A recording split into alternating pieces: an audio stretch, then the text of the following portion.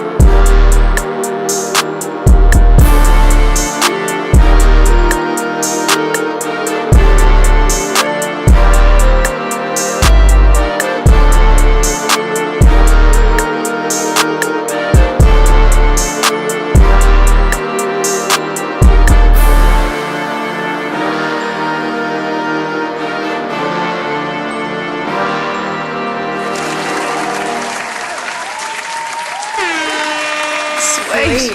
Come on in, come on in. How's everybody doing? Make sure you guys hit that like button. Let me know where you guys are checking in from. Tonight is the call-in show. We're gonna do it tonight instead of tomorrow night, because tomorrow night I got something to do. So not gonna be able to do it tomorrow night for you guys. I'm thinking about actually just making it a Thursday night show. Anyway, I'm playing around with some new stuff, playing around with some new ideas.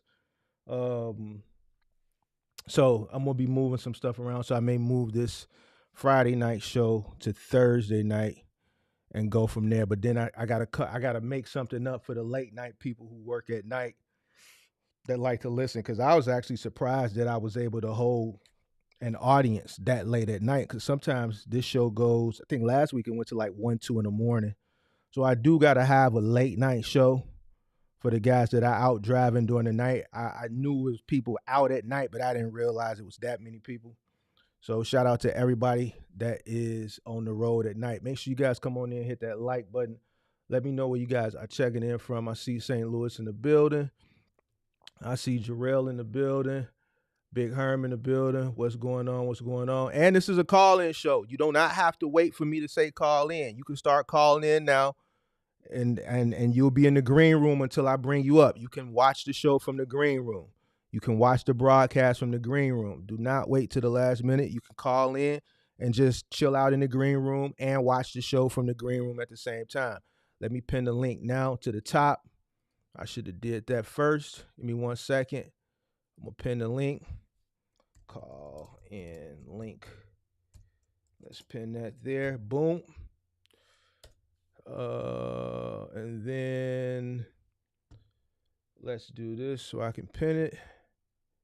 Where is it at? So I can pin it. Let's pin it to the top. Boom. All right, boom. All right, so boom. Shout out to everybody. Let me see where I left off at. Jarrell, Big Hearn. Shout out to Ken Hooten, STL in the building. Devontae Smalls, Florida in the building. William Vega, Jersey in the building. Byron, what's up? Sacramento in the building. Bag Life, South Carolina in the building. It's D Walk in the building. Shout out to all the moderators. Shout out to everybody. Shout out to everybody in the MGM gang. Shout out to everybody in the MGM gang. I appreciate everybody in the MGM gang. Shout out to Zupchuck, Micah. Shout out to Washington State in the building. Kevin Garnett, North Carolina in the building. What else? Who else we got? Cooper Sims Transport, Seattle. Shout out to Cooper Sims, man. I'm still mad about that content from Monday night, man. That was great content. You know I was gonna clip that segment up when, we did that accountability session. But man, I don't know, man. I lost that content, man. The thing just froze up. A bunch of people called in right when I ended it and just froze it up. But it's all good. Shout out to Cooper Sims, Seattle in the building. Jordan, what up? Thank you for an early one. Yeah, I came out. Hey, y'all know why I'm on early tonight. You know we in LA. We seeing LeBron tonight. So I got to be out of here. I got to watch the Bulls play LeBron, all right? A lot of them other nights I can sacrifice for y'all, but I got to see the Bulls play LeBron. It's a late game because it's on the West Coast. So I got some time. I got some time to kick it. I think the game come on at 9. So it's 5:45 here. So I got a couple hours to kick it with y'all. But I got to watch the game tonight. That's why I'm on early. All right. Adam Brown, what up? Seattle in the building. What's it? Great Polo in the building. Interstate Screw in the building. All right, so boom. Call in show. Y'all know how we do it. Call in. The link is pinned to the top of the chat. Moderators, if y'all could reshare the link throughout the stream. Make sure y'all come on in, hit that like button. We already got some people, I think, in the back room. Really, really quick, my monologue. I want to do a brief little monologue real quick before I start pulling people up. Got some stuff going on. Finna introduce some new stuff to the channel coming soon. If anybody didn't get a chance to check out, when did I do a show last? It wasn't last night. The night before last. Good show. I'm going to actually clip out the highlights from that. Well, it's already done, I think. I'm just waiting on the artwork. Once I get the artwork back, I'll post that up. But for those who watch the show, it was a lot of things. And shout out to Big Zoe. Big Zoe is a good sport. He's one of my he's one of the guys that I've taken really close under my wing and like kind of cuffed him like this. He one of the shorties. He one of the young guys, one of the 20, 24, 25, 26 Generation Z who, bumps his head. These guys, they bump their head. It's like they be on the right direction. But I went back and I watched the replay of that. And, when I watched the replay, I was upset with myself because it was some things that I wanted to tell him then, but I kind of bit my tongue. Like I really held him accountable for the mistakes, but there was also some other things that I needed to hold him accountable for that I think he knows the lessons that I teach, but he ignored the lessons, right? And I wanted to touch on it that night, but I didn't know if it was okay to cross that boundary. And then when I thought about it, I'm like, man, this is something that I teach. I teach about the business, box trucking business, and I also, tell people on how they are going to be able to scale and one day reach this whatever they're looking for, whether it be generational wealth, retiring early. And that goes back to cost of living. He said something in the live stream, and I should have said something, but I didn't want to step on that boundaries. I always tell y'all, first is God, then business, then everything else. Everything else includes families. God, business, then family. All right. God, business, then family. It was one key thing he said.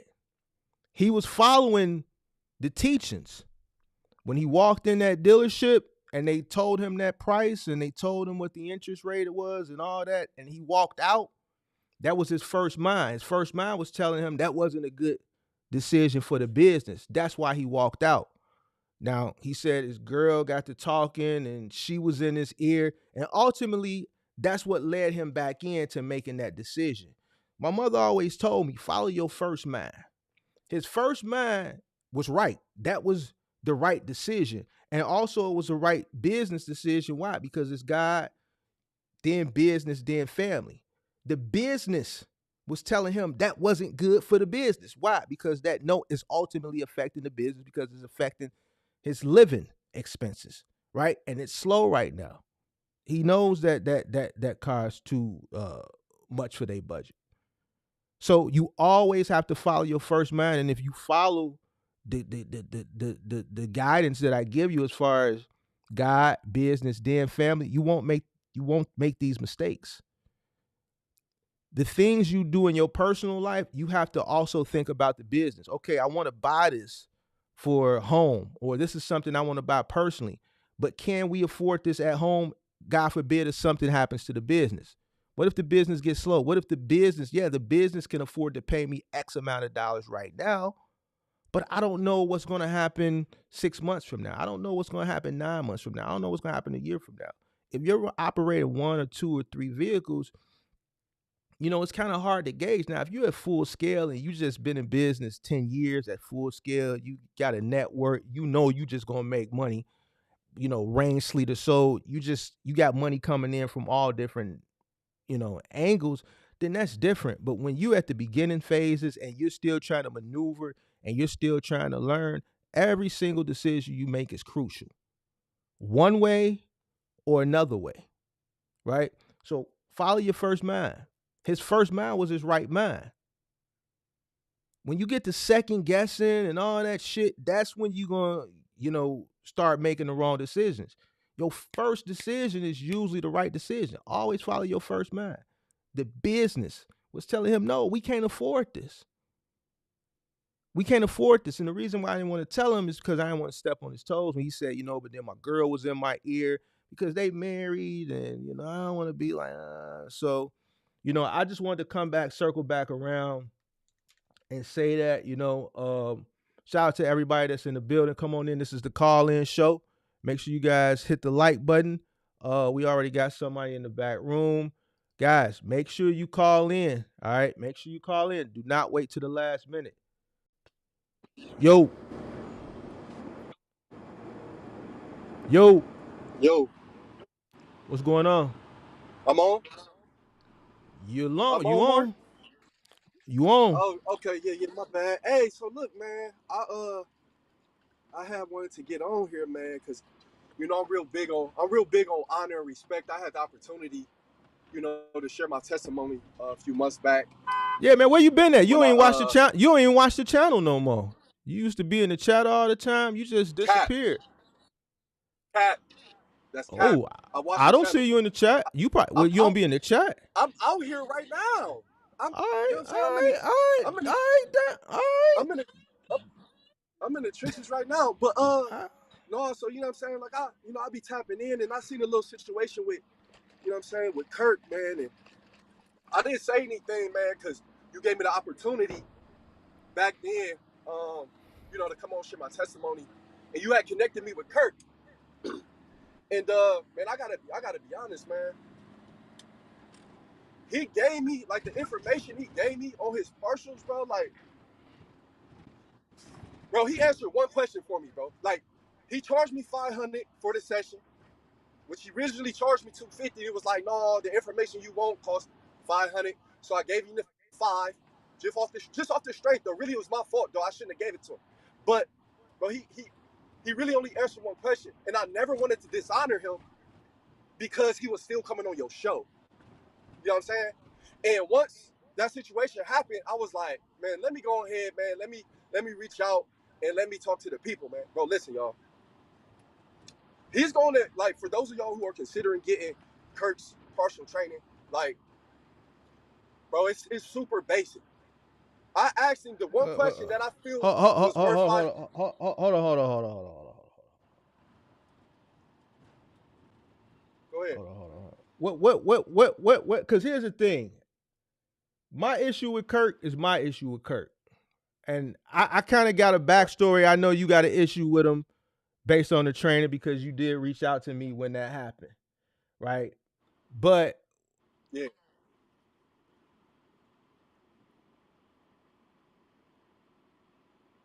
how do I say this?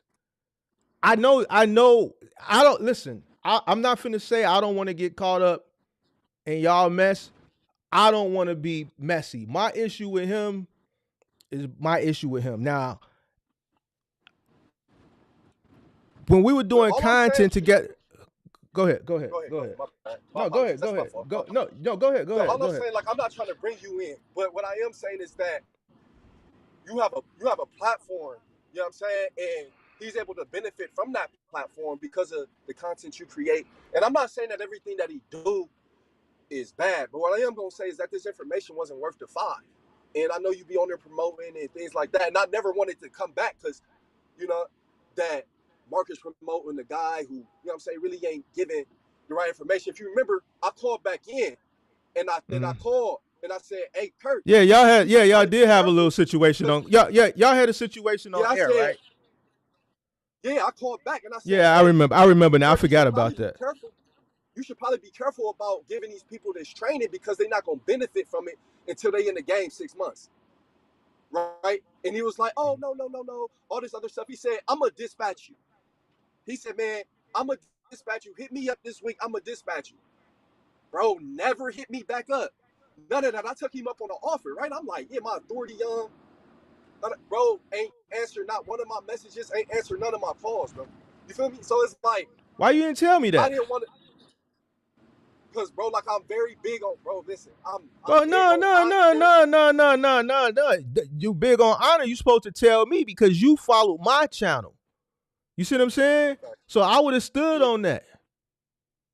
yeah, bro. He never, bro. I Why? got Why this, you bro. I didn't? got Why you telling me this shit now? because, bro, like, it's not even for you, bro. It's for the people who heard Mark say, yeah, Kirk is on some trash. I ain't rocking with him, but he still, when it come to partials, I feel his, like you said, I feel like he still got this, that, and the third type of information. And I'm here to be like, hey, listen, he ain't cool with, you know what I'm saying? He didn't violate it, bro. I'm gonna go ahead and just save somebody 500. Listen, bro, whatever information the information he gave me, bro, he gave me a chart and he broke the truck down in like four different parts. And he's saying, like, you can either, this is what he literally told me. He's like, man, you can either drive your truck like this, or you can use one portion of your truck to take this load and this load and then this load as long as you're going in the same direction. Bro, super, like stuff that's like super common sense, right? The only question he answered to me that I felt was even worth it in the end because I used it to make money was when I asked him, I said, so if I see two dedicated loads and one of them is like six pallets and I got room for other pallets, do I finesse it? Like, do I not tell them I'm loaded? Like, pretty much asking him, like, if I can fit two dedicated loads on there, do I just take it? And what's the risk of them finding out because they doing the tracking and all that? And he pretty much just told me, like, man, go ahead, do what you got to do. He said, I don't even care if they tracking me. Pretty much he told me, you know what I'm saying, he getting it. Which I was like, all right, I just wanted to make sure that that's what people was doing because I was like, I don't want to get out here, you know what I'm saying, trying something new, trying to figure it out. And then, I end up getting, blackballed from certain brokers or whatever. But, bro, that was literally it, bro. He gave me no type, bro. Listen, bro, it was, and one of the reasons I thought it was valuable at the time and why I didn't call is because he gave me that offer of saying, you got my number. You see what I'm saying? Like, you got my number, call me. And when I called him, nothing. When I texted him, nothing. And me, I'm different. If anybody remember my testimony, like I don't really got time to be sitting around. Here's my thing, not to cut you off, bro. But why you didn't let me know this, bro? Why you didn't? Why are you telling me this now?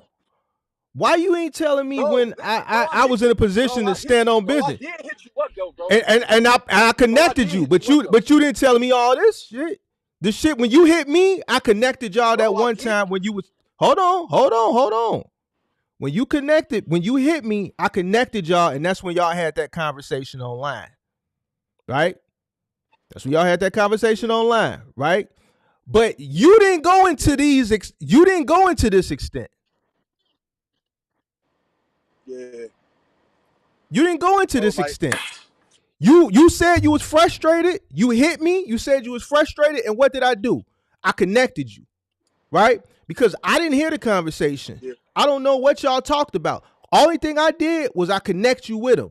And we did it on a public platform. Y'all did it online. Yeah.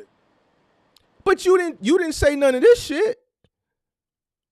So if you didn't talk to him, let me finish and then I'm gonna let you get your thoughts off. Listen, you gotta be transparent, man. Whatever is going on, you gotta listen. If you go into a store and you don't get good customer service or you don't get the satisfaction, you can't beat around the bush. You gotta go and you gotta voice whatever it is that you feel like you thought you were supposed to receive and you didn't receive. You're supposed to get straight to it. Don't beat around the bush. Bro, go to the Instagram messages, bro. Let the people, bro, I told you all this. You didn't tell me the man wasn't calling you. Hold on. You didn't tell me the man wasn't calling you back because remember I connected y'all online. Man. Bro, read the messages. It's in there, bro. Go to the messages. So was this? But hold on. But if I connected y'all online, was this after y'all talked again online? Because when you complained to me, I connected y'all. And so if I connect, nothing else after that. Okay, well you didn't hit me back after that. So if I connect, listen to me. If you hold on, listen to me. Listen to me. Hold on, bro. Listen to me. The man owed me a nickel. 5,000. You hit me the first time. I connected you. Now, if you don't hit me again and say, listen, I'm still drawing a blank. He's still not answering. I'm not getting results. How am I supposed to know? Listen to me. I'm not no mind reader, bro. When you first called in, I'm like, damn, you don't even watch the channel. Hold on. Let me get my thoughts off. So you've been watching this silent because you've been feeling some type of way. And I get it. I'm doing content with the man. Hold on. Let me get my thoughts off. And you probably been feeling some type of way because I've been doing collabs with the man. So you've been feeling some type of way. You don't want to go in. Now you see that, okay, that shit is over with. Now you getting your thoughts off. I've always been a solid dude. Only thing you got to let me know. If you feel a certain type of way, I'm going to let him know. Just like I did the first time. But if the shit is still not going the way that you need it to go, I don't have a crystal ball. You got to come back to me. And I'm gonna do the same thing I did the first time. You can't disappear. That's why at the beginning I'm like, man, where you been at? You was in every single live, active in the live, bro. Now that I think about it, you ain't been in the live since the last time I connected y'all. So you've been feeling some type of way. I've been there, bro. You've like been watching, but you've been like quiet, bro. You haven't said anything. Listen to me. How do you think I? But go ahead. Bro, one of the reasons is, bro, I've been out here. So this is what you need to, bro. This is another thing that you got to understand as a man. And I'm sure there's a lot of people in this chat that can testify, men, that say, hey, all right, bro connected me with bro to help me. All right, bro ain't helping me. Let me reach back out to bro. Hey, man, bro ain't da-da-da-da-da. You reconnected. He falls short. Bro, I'm a man, bro. I got a wife and a son. All right, I'm not about to keep going to this man like reconnect with me again. Because now you got me feeling a certain type of way. Because hold on. Because he's collabing with me on my channel. I'm giving him the look. He's not giving me nothing. I got the base. So if you found him through my channel, then it's like, man, I'm responsible because I brought him on my platform. So you still have to hold me accountable. But if you're not telling me nothing, bro, I don't have a crystal ball, bro. If you see me, hold on. If you see me holding him you see me hold him accountable for shit, forget the 5,000. He did the video, I held him accountable because that was some. I didn't like that shit. That shit is wrong. So what makes you think I wouldn't have did the same thing? You feel like you spent money and you telling me this. See, you didn't tell me this. He answered one question. You didn't tell me that shit. So how am I supposed to know if you don't tell me shit, bro? You gotta tell me. No, bro. You gotta tell me everything. I read the messages. That's why I connected y'all the first time. But if you're not getting what you're looking for after the first connection, then you got to come back to me again. Fuck what you talking about. You got to hold on. Honest, let me finish. Let me finish though. Let me finish. Let me do it. Fuck all that shit you talking about. You got a wife and a kid. At the end of the day, it's business, nigga. You got to stand on business. You got a wife and a kid. More reason for you to stand on business. That shit ain't got shit to do with it. But I don't have to do business with him, though, bro. That's what I'm saying. I get what you saying, but here's what I'm saying. I hear what you got saying, but see, you gotta let me. You gotta let me know so I don't put nobody else in that situation. I don't want to deal with this shit because that's a reflection on me.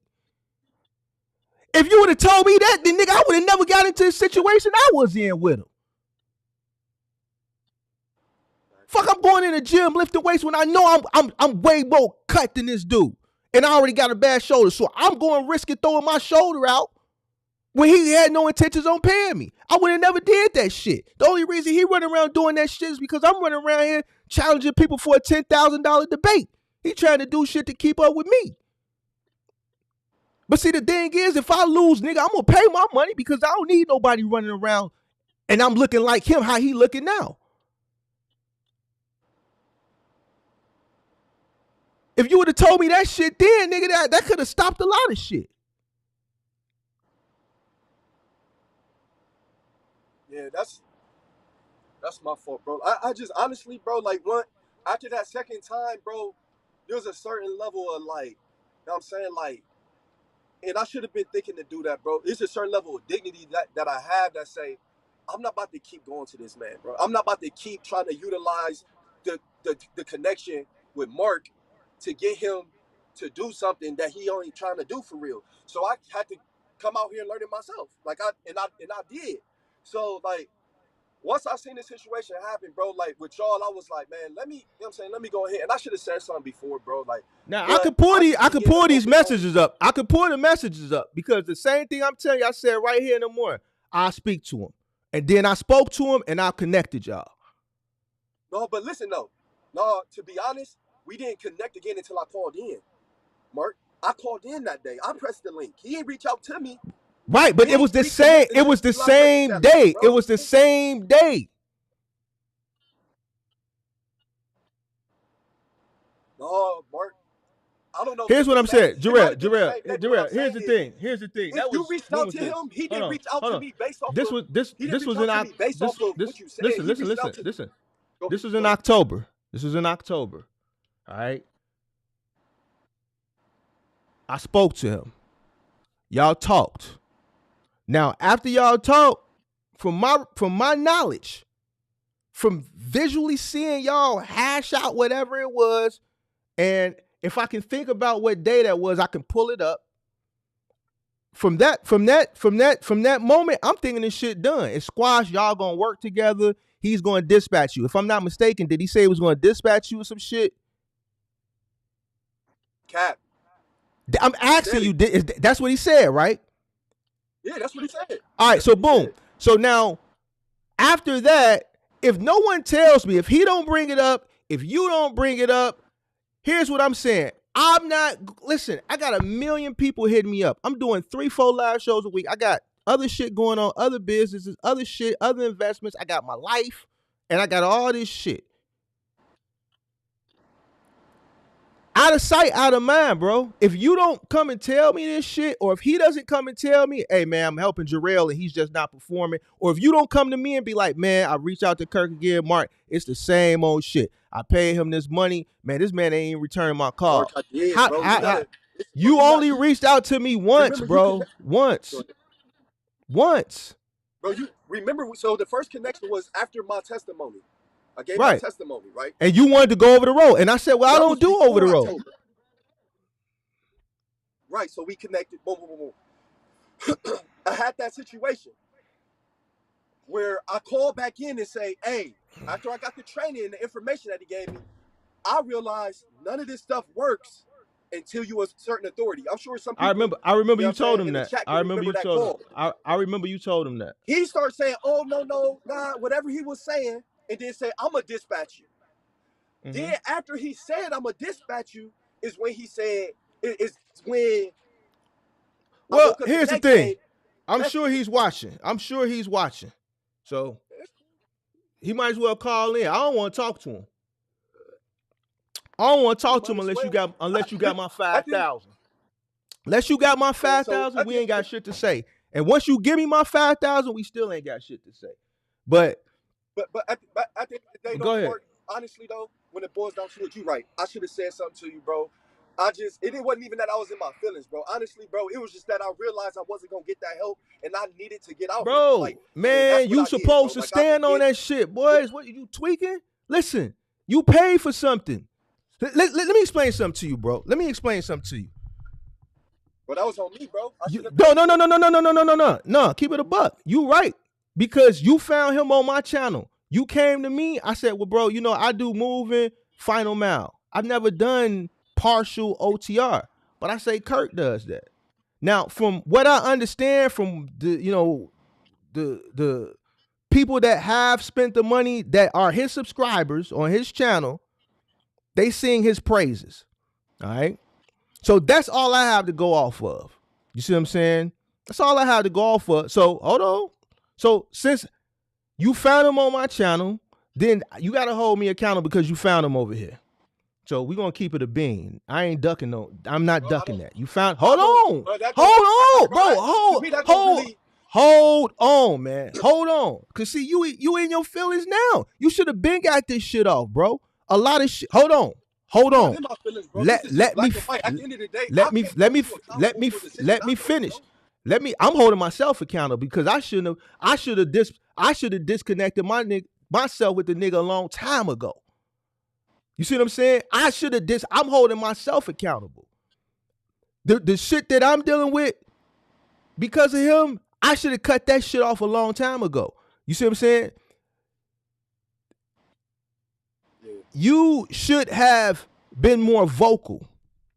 I believe if you would have been more vocal, a lot of shit would have been uncovered. A lot of the shit that I'm seeing now,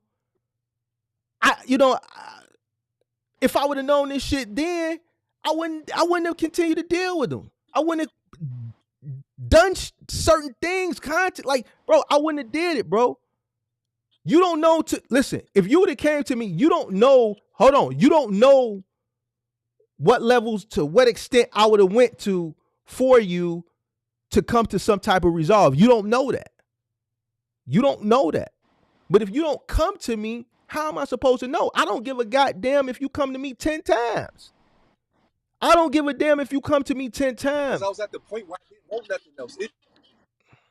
Mark, I'm a man, bro. Like, you know what I'm saying? That like, has nothing to do with it, bro. I'm at the point now where man, schmam. Check this out. You keep saying I'm a man. What does that have to do with anything? Man for me. Like, what does that have to do with anything? Being a man means you're going to take care of your responsibilities. Bro, that has to, listen, it does have something to do with it. Hold on, because no. If you feel like you paid for something, right? And see, this is why I don't do that shit. This is why I don't do mentorships. This is why I don't do none of that bullshit. This is the reason right here. This is the fucking reason right here. If you felt like you paid for some shit and you didn't get it, you should have came back to me. And I would have stood on business. But if you don't let me know, I don't care if you came back to me. Man, Mark, I went again. I still ain't heard from him. And then it would have got to the point where I would have been like, man, why is you ducking, buddy? Now, I do know y'all had some tension. But if you look from what we've uncovered since I've been dealing with the nigga, this is what he does. He disappears. He hides. He can't face controversy smack dab in the face. This is what he does. He's done it to me on a multitude of occasions. As soon as some shit don't go his way, or you press him, or you question him about some shit, he runs and hides. He goes behind his computer. He does a live stream. He doesn't let you come up. He doesn't want to talk. He ends the live. He says goofy shit and hides behind his computer screen. So what you're telling me is believable now, but it's believable now because I had to see it after you went through what you went through. If you would have been more vocal, it could have saved us all. Nigga, I don't give a goddamn, nigga, if I spend, and listen to me, if I spend $200, $100, and I feel like, yo, I didn't get what I thought I was paying for, this ain't it. I don't care if I'm going back 10 times, I'm on your head top. Listen to me, I'm on your head top. It has nothing to do with man. I'm a man. More reason for you to be on top of that head. Bro, it's not a, bro, I'm not chasing nobody, bro. Like, chasing this man, bro, to force him to give me information. That's what we gonna do. Like, I'm gonna force him, I'm gonna use Mark the mentor to make Kirk give me information. Hell no. Like, at the end of the day, I gotta do what I gotta do. So that's where the man's coming from. It's not coming from, man, it's coming from, man, at the end of the day, I don't got time to try to figure out what information he withhold or none of that. I gotta go out here and learn it, and I make mistakes and learn it. That's so now that you see, now you, but hold on. Now you saw me get on his ass, pause.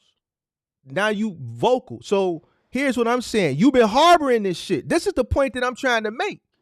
You wait till me go upside his head, and now you want to vocalize all these feelings that you've been harboring. This is the point that I'm trying to make.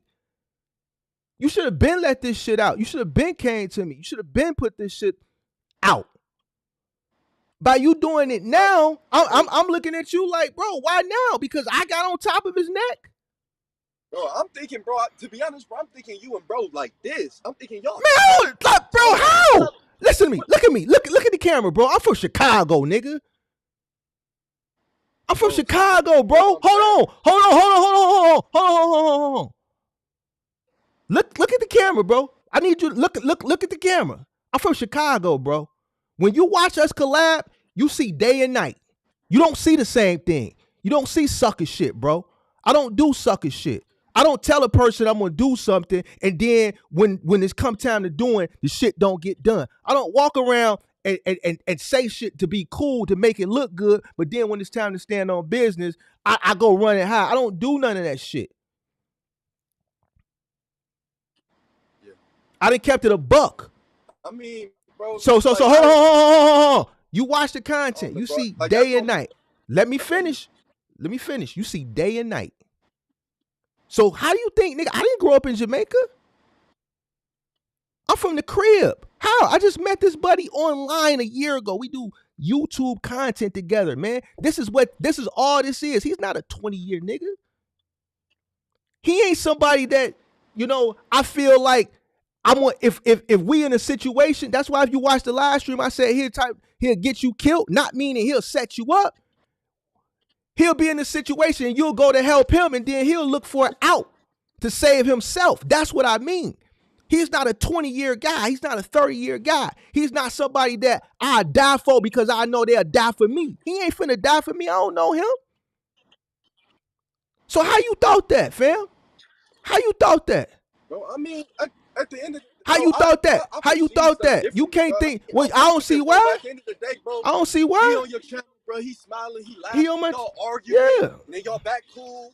I ain't arguing with a nigga more than twice, and we kicking it. Like, No, that's let's check this out. That's debate. Bro, you can't think that, bro. You can't think that off debate. Listen, that's debate. That's for content, bro. That's for content. Mark, you gotta remember, bro. My whole situation is different, bro. I perceive. I know you've been gone. You've been gone for a long time. I feel you, but and I'm giving and I'm trying. Through the lens of that. So for me, but here's it. But you can't. You've been gone, bro.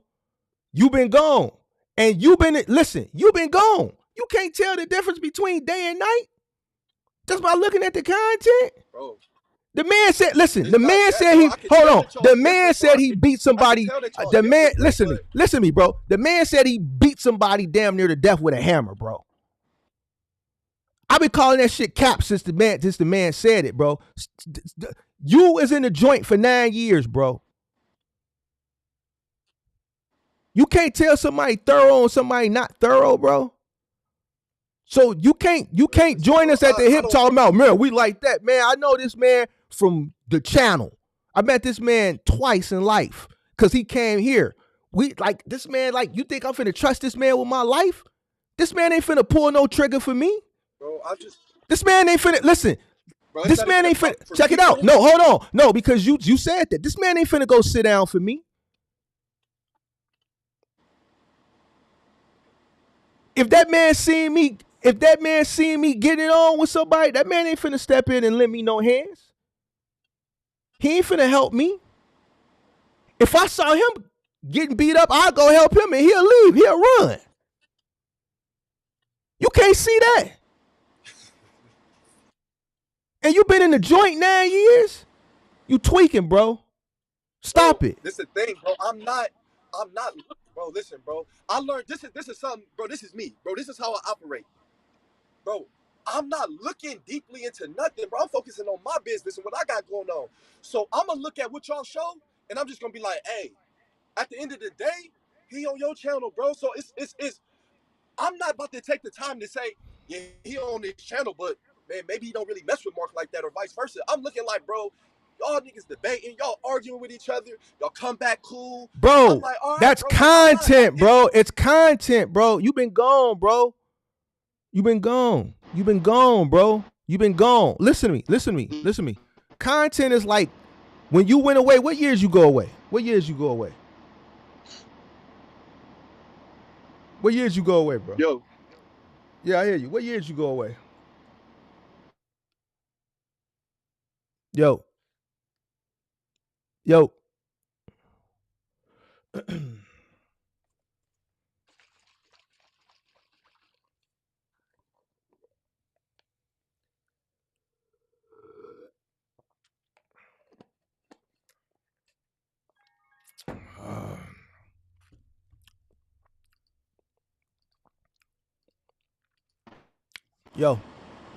Can you hear me?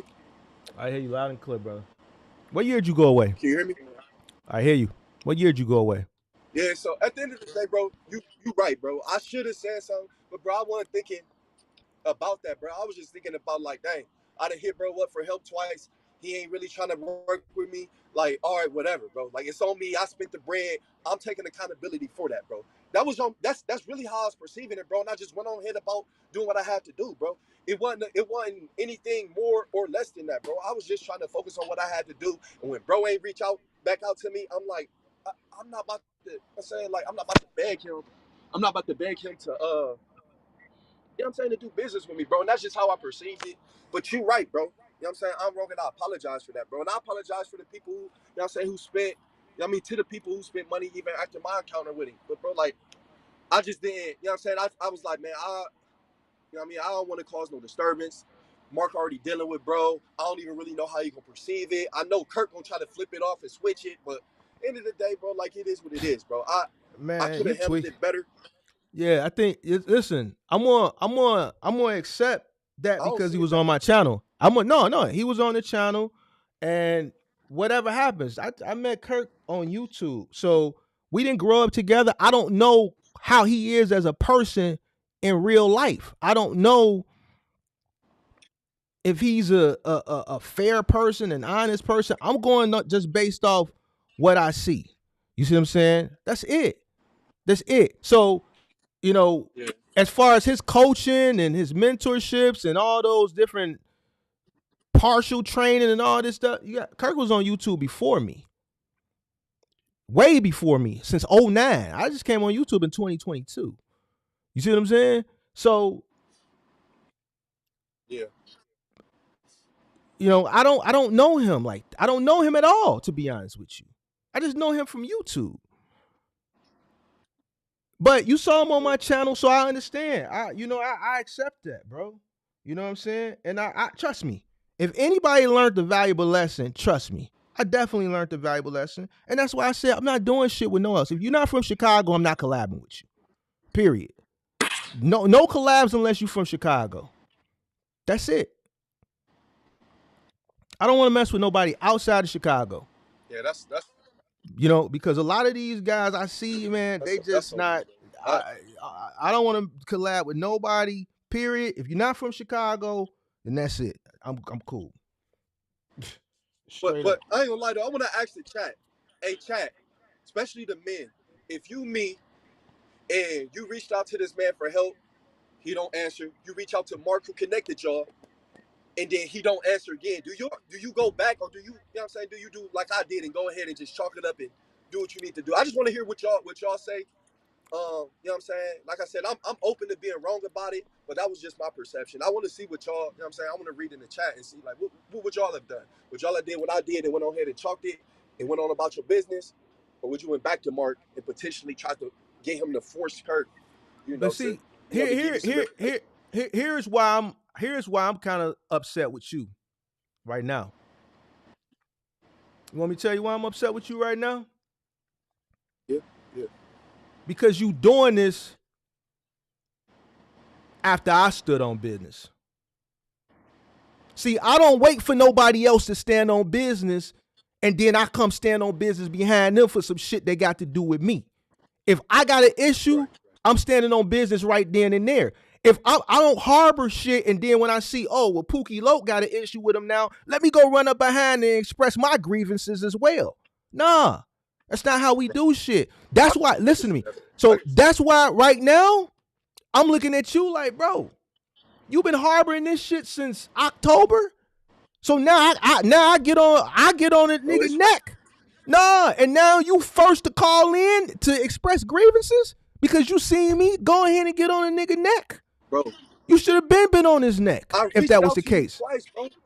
And I Bro, I could reached out to listen, you twice, listen to bro. me. It's not, And I'm bro. It ain't. hold on, I hold reached on. out to you. I'm supposed to talk to you. And I connect. But if you don't keep letting me know what's going on, I don't have a crystal ball, bro. Bro, it don't work like that, bro. I'm different, bro. I really ain't the typical nigga, bro. I'm different, bro. A nigga not about to keep, bro, pissing on me and telling me it's raining, bro. It's not happening, bro. So after I went to this man twice, bro, the third time, this is Hey, what I'm check it saying. out. Hold on, hold on. It's niggas that came on this channel that's had issues with other people. Actually, somebody came on recently that's got issues with somebody else and said, listen, they trying to get up with Buddy. Like people really be on that. So it ain't like, if you got an issue, you got an issue. You don't have to necessarily come tell it to me. If you feel like, man, your issue ain't getting rectified, that man do a live stream every week. Man, you could have went bombed this chat. Hold on. No. Because now I'm holding you accountable. Because there's plenty ways to skin a cat. Hold on. Listen to me. It's plenty ways to skin a cat. If you had this many issues with that man, you watch his channel. I've seen you in his chat. So I'm not finna sit up here and let you check this out. I'm not finna sit up here and trust me, me and him don't have nothing. So it's not about me taking your side or taking his side. It's about me calling this shit fair. Listen, that man has been done plenty of lives since October. Plenty of lives, bro. Listen to me. You owe me money. I'm in your lives. I'm in your email. I'm trying to find out. I'm ear hustling to see where your loads is going to see if it's anywhere. Hold on. Let me finish. Trying to see where your loads is going so I can see if I'm near there so I can figure out how can I link up and face to face you. Listen to me. It's plenty ways to skin a cat. That man does public live streams, bro. Hold on. I'm gonna let you talk. That man does public live streams, bro. You could have been voiced your grievances. I just feel a certain type of way that now you see me put foot on neck, and now you coming up that I did it. Now you want to voice this grievance. I feel like, man, that ain't solid. I feel like that ain't solid. Keeping a buck. I understand that. I can understand that, and I humbly receive that, bro. I'm not gonna disagree with you because I do see truth in that. So I'm not gonna shy away from that correction, bro. I could have handled that better. But at the end of the day, bro, for me, the way I was looking at it was I bought that. That was my money. I hear you. And at the end of the day, I got. So chasing him, talking, trying to get him to do that. Once it got to a certain point, I'm looking inward, bro. I'm no longer looking outward at anybody. I'm looking at me and saying, that's on me. That's on me. So, yeah, I shouldn't have waited till now, but I wasn't looking at it that way, bro. When it first happened, bro, after the second time, I'm like, that's on me. Once I seen your situation, I never knew it was a second time. See, that's what I'm saying. Though you hit me one time, and it's right here. I'm not gonna show it because you got pictures of your family and shit right here. But you hit me one time, and then y'all talked. I never knew about a time after that. So if you don't tell me, how do I know? So listen. So remember, I reached out to him right after my testimony. Mm-hmm. Right, so it was right after my testimony. That's the first time. So the first time I hit you up was actually the second time I was trying to reach out to him after I got on the live stream with y'all again. So that's what you classifying as the second time, because when you keep saying hold on, because when you saying second time, I'm thinking you meaning like you told me twice that he wasn't getting back to you. You only told me that once, and that's when I said, all right, I'm gonna talk to him, and then y'all talked on the live stream. But after that was it. You never complained about him again. I think I might have hit you up too, bro. I don't know. No, you didn't. You want me to pull this up? You want me to put this up publicly? I don't care if you read it. Let's do it. You can read it. No. I want you to show the pictures. Hey, listen. You coming up here? See, bro, this is what I'm saying, bro. Bro, you, because you up here, listen to me. You up here, hoping and check this out. You up here. You're right. No. I'm not going to show your family. I'm not going to show your family because you got. But I'm saying if you feel that you need to, in order I just read. I just read the messages. I read the message. You sent a long message. I really don't want to read this shit, bro, because this is like, bro, you don't have to, bro. It's all heart, bro. Because end of the day, bro, there was a higher level. There was a higher level of maturity I could have walked in, bro. End of the day, you're right, bro. It's not the maturity, bro. Me and you are having a disagreement on how you should have handled it. You keep saying you a man. More reason why you put your foot on the neck. Listen, if I pay for something, I feel like... Bro, no, that's not, bro. Go ahead, bro. That's not why I put...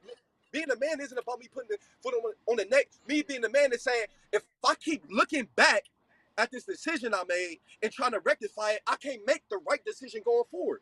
I quit chasing that nigga. Like, there's nothing else for me to do. I'm not about to keep, messing around with that. There's nothing there for me, clearly. Bro, so then let me ask you this.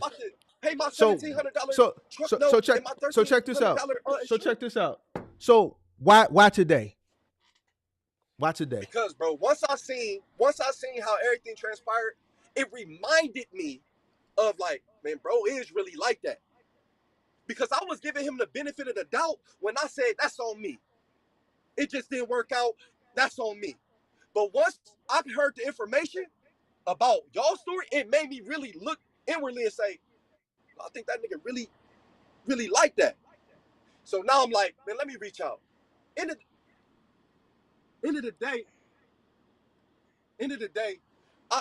like you said, bro, I should have, you know what I'm saying? I should have went about it a whole different way. But bro, for me, bro, like if you remember my testimony, bro, I transitioned out of moving. You know what I'm saying? Because I was dealing with people, bro. I was trying to get to the money. And following him, bro, that wasn't gonna help me get there, bro. Chasing him and reaching out to you about it wasn't gonna help me get there. I see you in the back room. Just be cool. Be cool in the back room. I'm listening, and bro. I'm listening. I kept moving, This just not what I expected. Bro. This just not what I expected today, bro. Like I haven't. My situation with him, as far as I'm concerned, ended Sunday. Like I've done like 2 or 3 live streams since then. I haven't sneaked that man. I haven't mentioned that, bro, man. But that's what I'm saying. You see what I'm saying? So when you ended your live and you said nothing against him, I still feel like the information he give is this that was the third. That was the live stream I did last week. That wasn't the funeral. The funeral was different. Right. So you must didn't come to the funeral. You weren't at the funeral, was you? Bro, was you there? You must have been in the back somewhere. Because nothing. I apologized to his family at the end. Yeah, that's what I did. Yeah, I remember. I apologized to his family at the end. See, the funeral and the other one was different. The funeral was nothing nice. So, I mean, at the end of the day, bro, you know what I'm saying? Once I remember you saying that, it reminded me, bro. To be honest, bro, like, you may not believe it. Somebody else may not believe it. Bro, I really chalked it up, bro. That's really what it came down to. I chalked it up. And once I seen your live, bro, it brought that back up and made me, like, introspectively say, man, you know what? Maybe this was that. Maybe this really was that. Because I do feel like that information wasn't all the way what I thought it could be. And I'm going to be honest with you, bro. I'm going to keep all the way honest with you, bro. Go ahead, bro. I'm not going to sit here and say I'm speaking for a lot of the chat, but when I'm in the chat and I'm listening to you and Kurt speak sometime, bro, there's a cultural barrier. There's some things that he says that he thinks is helpful or that he thinks proves his point, but it doesn't really. So I actually chalked up some of the information he gave me as a cultural barrier. Like, man, maybe he really think he helping me, but he not. And you know what? It's on me. He answered you the question that I felt was valuable. I feel like that was a very important question to me, how people go about that. If there is you know what I'm saying, 2 small dedicated loads, 2 or 3, how do you go about that? Do you just strong arm it, go ahead and book? I need to know that answer. I paid $500 for it. That was it. I chalked up everything else that I felt like it should have been and moved forward, bro. But once I seen y'all situation, I was like, hold on, bro. It could have been, and so that's that for real, bro. Like, I ain't, you know what I'm saying? I'm not trying to this is therapeutic for you, basically, is what you're saying. I mean, if it bro, is, this is a warning. Bro, this is a warning, bro, to anybody who's still listening. Bingo. This just goes back to what I just said 15, 20 minutes ago. It's too late for the warning, bro. That's you're admitting to what I've been trying to tell you, bro. How you warning somebody now? You should have warned them then. The warning came with me. I was the warning. You can't warn them after I already warned people. I didn't even tell people I was warning them. Right. They just witnessed it because he came on a public platform and did what he did and said what he said. I didn't say that shit. I didn't initiate that. So he warned people on his own. It's based off his actions. You can't warn somebody 4 months down the line after somebody else already done put a black tuxedo on them and stuck them in a casket. You can't do that. It don't even listen to me. Let me explain something to you. How old are you, bro? How old are you? 28. And this is why. You don't stand on business like that. It ain't don't listen to me. This is gonna sound harsh, but I want you to understand what I'm saying. I'm older than you. I'm wiser than you. Listen to what I'm telling you. When some shit go down, you say what you need to say while that shit is current. The way you going about it right now is not a good look. I'm sorry for what happened, what he did, or what you saying he did. I'm sorry, right? But to come behind me, to voice your grievance, it's not a good look. And then to say, man, I'm just warning people. You don't have to warn. You should have warned people then, bro. So let me get it off. I'm gonna get you. I'm gonna let you. I'm giving you advice on how to go about doing things, bro. Because it's not a good look. That's just like this shit happened to you, and then I've been harboring feelings and shit. And after what happened to you, now I feel like, okay, it's safe for me to go. Because I feel like that's just throwing the nigga under the bus. I already done did what I needed to do. You should have been said this shit, bro. So where I'm guilty of, bro, is not thinking about how it affected you. No, fuck me. Watch this. No, take you listen. Out of the equation. Fuck me. No, bro, don't worry bro, about listen, me. Listen. No, catch it. No, bro, catch it. Catch what I'm about to say. Because this is any nigga, bro. This any real man that's gonna do this, bro. Check it out. Take Mark out the equation. I'm reaching out to this man for help. He don't answer. I reach out again. He don't answer. What the next nigga gonna do, bro? He about to do his thing, bro. He not about to keep reaching out to people. So at the end of the day, bro, when I say he answered that question and I said, hey, you know what? That was worth the 500 for me. I feel like it should have been more. I feel like it was a lot of basic information, but he answered that question for me that I needed to know. What was the question? Hey, it is what it is. What was the question? The question was, hey, if I see a load on the load board that's dedicated and it's only 3-4 pallets, and then I see another load that's dedicated that's only 3 to 4, maybe 5 pallets, and I can fit both dedicated loads, how do I handle that? Because they like to track you. Do I still go ahead and pick up both of them even though they dedicated, or do I gotta be careful, right? Because I'm a rookie. I'm asking him these questions. He said, bro, I don't care. I go ahead and pick them up anyway. I don't even accept they track it, and if I do accept it, I turn it off. For me, that was everything. I was like, all right, people do this. This is how this works. It's a way for me to, you know what I'm saying, to play my hand so that me and my family can win. For me, I was like, that's cool. So once that question was answered for me, I said, you know what, that'll be worth the 500, whatever. I still felt like it could have been more. So now I'm confused. I reached out back on the call and I told him that, bro. So now I'm confused. See, now I'm confused. And trust me, check this out. And trust me, this ain't this accountability. Either you won't smoke or you don't, bro. What do you mean? Because you feel like you got duped by him. But then you saying that one question was worth it. Then I'm looking at you come behind. Hold on. Then I'm looking at you come behind me when I go put my foot on somebody's neck. Then you want to come and just stomp the nigga while he already dead on the ground. When you could have did that shit, then you could have went in this man's chat. Listen, bro, I'm never gonna go to another. Go ahead, I'm listening. Bro, I'm just waving my. Bro, I ain't gonna hold you, bro. I'm waving my hand in the air. What I look like going to another man's nigga? Like this is homie. That's not, bro. Wait. So let's keep it real. Let's watch this. Watch this. I'm gonna ask you this question, Mark. I want you to answer it honestly. Yeah. I want you to answer it honestly. Go ahead. If you rock with who you rock with more, me or Kurt? At this moment? In the past. Forget the situation that happened. Take the situation that happened. Let's say up to 2 weeks ago, who you rock with more, me or Kurt? I'm gonna ask you the question honestly. Bro, you rock with Kurt. No. Let me explain something to you. Hold on. Damn, can I answer the question? You answered the question for me. That wasn't my answer. How you gonna ask me a question and then answer it for me? No, that's not my answer. All right, go ahead. Answer the question, bro. Answer the question.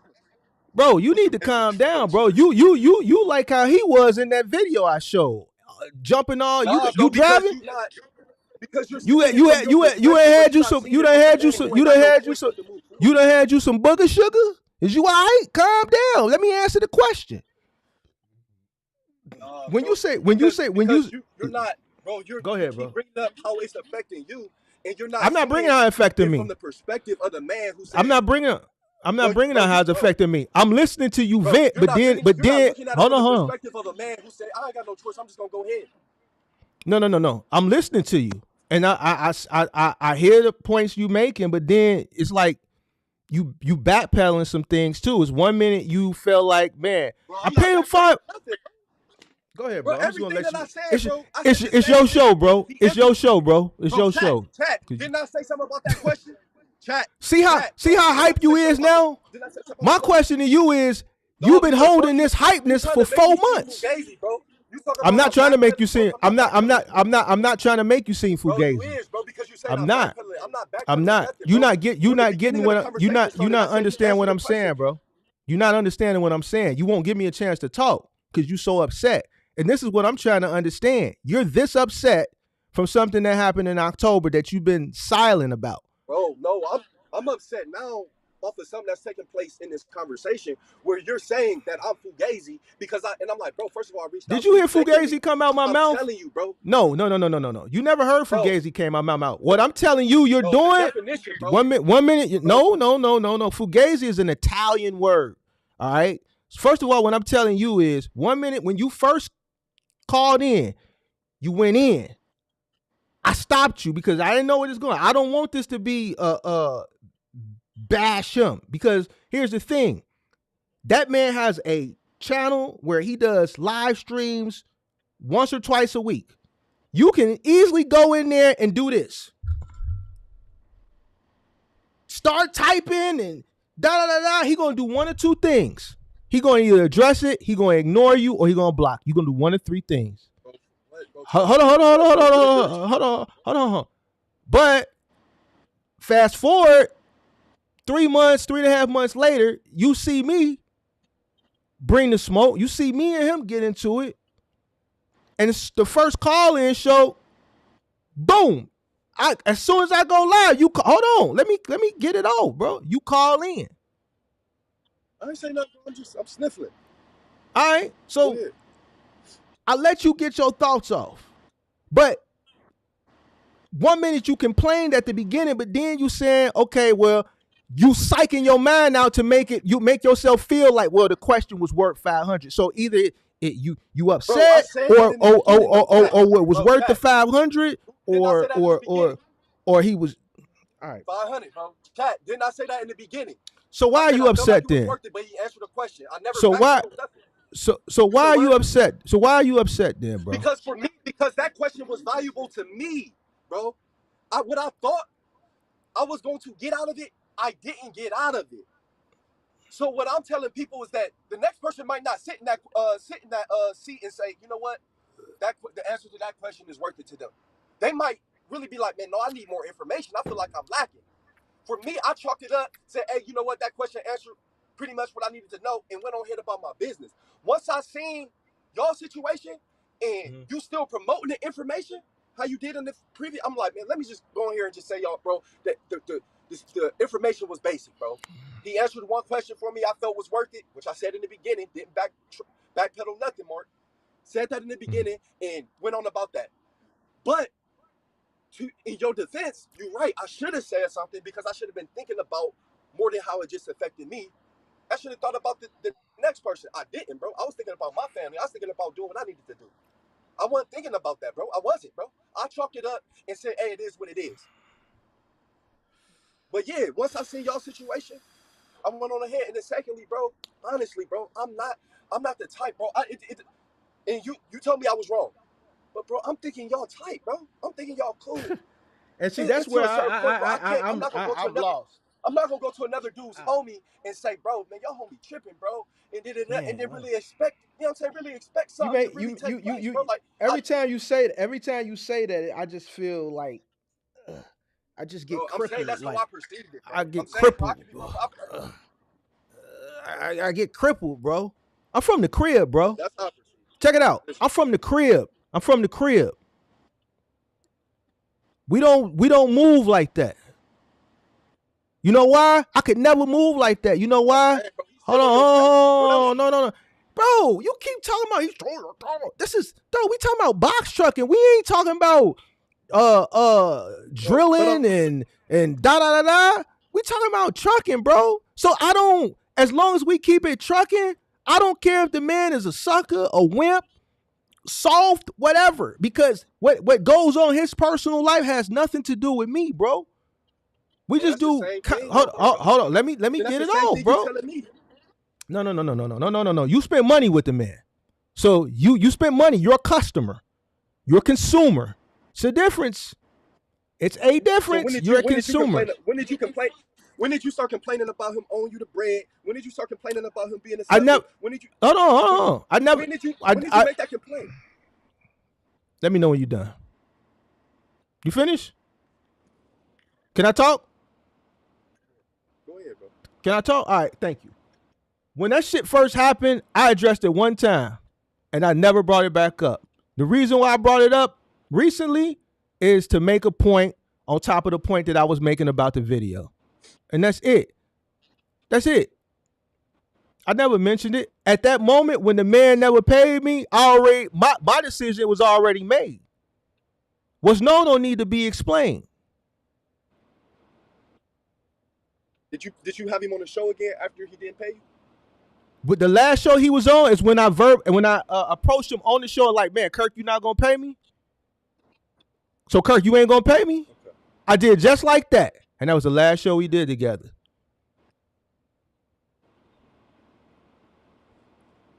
So what I'm seeing is that you had the willingness to just go ahead and move forward. Like, you was just willing to go ahead and move forward, do what you was doing, really leave the situation where it was at, and go ahead about business. Well, here's the thing. Here's the thing. Right? Here's the thing. How I go about it is how I go about it. It's not I'm not going to answer that question for you. You see what I'm saying? It's the same thing for me. It's not the same thing. How I went about it is how I went about it. You moved on. Who says I moved on from it? Just because I don't verbalize it don't mean I didn't say that. Bro, I said he was on. No. I thought I was done with him last line. You missing the point, and I'm not finna like deep dive into it to explaining it. If this shit going over your head, then it needs to stay over your head. You don't get it. Once I ask somebody, I get it, and hold on, let me finish. And there's no resolve at that moment. Then at that point, it is what it is. And I'm just going to leave it at that. Now, it is what it is could mean a multitude of things. It could mean it is what it is.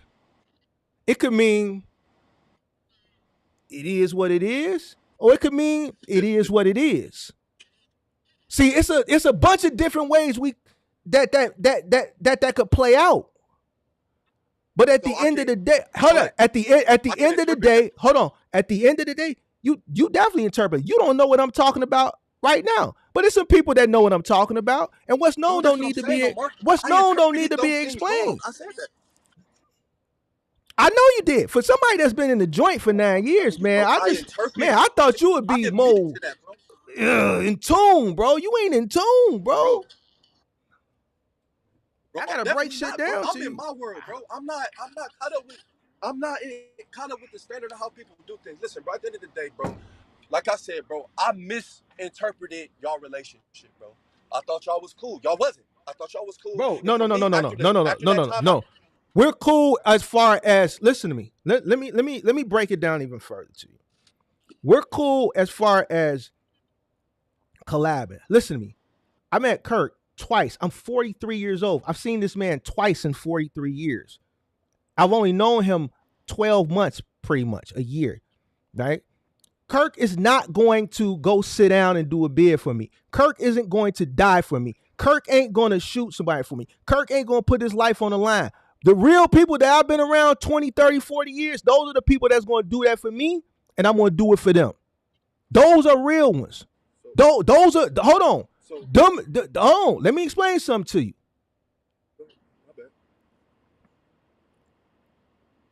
And I'm not talking about like, oh no, I'm talking about like, man, we minding our business and somebody try to come up and rob us. And ain't nobody gonna run.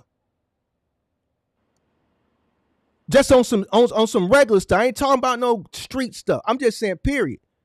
A person who you not cool with, they don't have no lifelong investment in you. They're gonna run, bro. They don't care about you. He don't know me, bro. He don't know me personally. I don't know him personally. I don't know his upbringing. I don't know his family outside of his immediate family. So there's characteristics about him that I don't know. As far as what you see, as far as content, that's as far as it has gone. He came to Chicago one time. I took him out. I took him and the people he had with him to dinner. We went out to a nightclub. He went to his hotel. I had the car service drop him off at his hotel. I got dropped off at my crib. That was it. That's as far as it went. I've never been, listen to me. I've never been in no detrimental situations. I don't know his character. I don't know if the man got bullied. I don't know if the man will defend himself. I don't know anything about the man. I don't know if the man is this or that or this or that. I don't know anything. All I know is the man drives a semi truck. He does YouTube content. His channel is called On Trucking. He has a wife. He has a son. He has a daughter. And whatever I do on my channel, he tries to copy it. That's all I know, bro. He does. He has a laugh. He laughs like this. And that's about it, bro. I'm finna bring some more people up, bro, because I got other people waiting.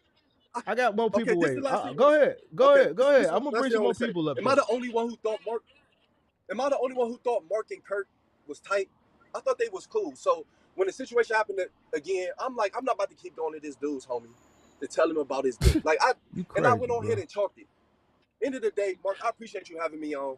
I do acknowledge what you said, and I do, like I said earlier, I do accept the correction. I could have handled that better, bro. I didn't handle it better, and I should have said something before, but I just, you know what I mean? I was focused on what I was focused on. So my apologies for that, man. You know what I'm saying? Like, at the end of the day, you know what I'm saying? You like an OG, for real. You giving game for free, you doing all that stuff, bro. So I can receive that, bro, especially from somebody like you. But, you know what I'm saying? I ain't trying to. Hey, Breadman and Chuck at 83, y'all up. Y'all got to unmute yourself. All right, man. Yeah, I appreciate it, though, man. Nah, I'm listening, bro. Get your thoughts off, bro. No. I want to respect the time. No, I want to. Bro, it's a call-in show, man. This is what it's for, man. I'm letting you get your thoughts off, bro. Get them off, man. Yeah, so, you feel like you want to get them off, man. The day, I just brought more people on, you know what I'm saying? I just wanted to let the people know. Like you be like I don't. He hung up. I don't know, man. Now everybody hung up. Oh my God, man. I thought we was gonna hold some people accountable tonight. I thought it was gonna be a good. I got people calling up. They don't know if they want to stay up, stay down, whatever, man. Damn, bro. And if I would have known, and this is why, listen, content creators, stop emailing me, stop DMing me. I don't want to do shit with none of you. If you're not from Chicago, Illinois, I don't want to collab with you. I only want to collab with people from Chicago. Maybe Detroit. Maybe Memphis. But for now, Chicago, because I need to collab with people that is in the same realm as me, man. I like... Hey, Jarrell, go ahead and call back in. I got 5 people calling in now. I'm just bringing everybody on the screen. We just finna have a party tonight. God damn. This is crazy. All right, let's see who I got. Who we got? We got a lot of people in here. All right, so let's put you on 2. Now we're going to put you on 1. We're going to put you on... It's like as soon as y'all come up, y'all hang up. Do y'all want to be on the screen or you don't? Yo, what up? What's good, Mark? How you doing? What up? Hey, Jarrell, hold on 1 second. Hey, Jarrell, you might as well call back in. I don't like the way you ran, bro. You got to say your piece and get it off, bro. I know you upset, but you can't get upset and run because I let you get your thoughts off. We having a conversation, but at the end of the day, you got to come back and you got to depart the right way. You just ran like, bro, I don't like that, bro. I let you get your thoughts off for 30 minutes, man. Yo, everybody there? Let me see if I can put somebody right here. What's going on? Wait, you talking to me, Mark? I'm talking to whoever want to say something. I got you. I got to talk to you. I got some words for you. I ain't gonna say like no bad words, but I like you. Feel me? But get it off, man. Get it off. So get it off. I'm hyped now.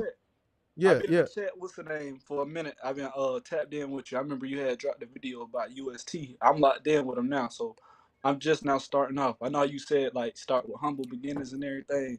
Yeah. But I got the sauce from you. You feel me? But I got a truck with them. We start February 12th, and I got another truck, and I'm about to be just working off the load boards. I already got a team on UST, like with that truck. Scary. But I just want to know. I just want to get some insight on it. I want to get some insight from you. What's the insight? I'm listening. So, what do you think about that operation? Like what I got going on? Do you think that's too much starting out, or do you feel it? Say it again, because it's like I'm listening, but man, Say it again. All right, so I got a contract with UST, Yeah. and then I have another truck just running off the load boards. That's the one I'm gonna be So driving you because what you doing with UST Lowe's? yeah, Lowe's. We All delivering right. appliances stuff. All right. But my question to you, do you think that's too much starting up, or do you feel as if like if it's like if I can handle it, it's good to start off like this? How long you been doing the UST? So we start like I just got on board. I'm doing the onboarding process now. We start February 12th. I already got a team handling So that, and I'm gonna do it on the so, week. so you've been running the truck with the load board. Yeah, my yellow one. So I got two trucks right now. So you got two 26-foot trucks. Yes, one So how CDL. so how you gonna do UST? That's a dedicated So what 5-6 days a week, seven depending days on a where week, you at. but I got a team of two working it Monday through Friday already. Like I already got them set up and everything to work it Monday through Friday, and then my other partner he gonna help me out on the weekends. Okay.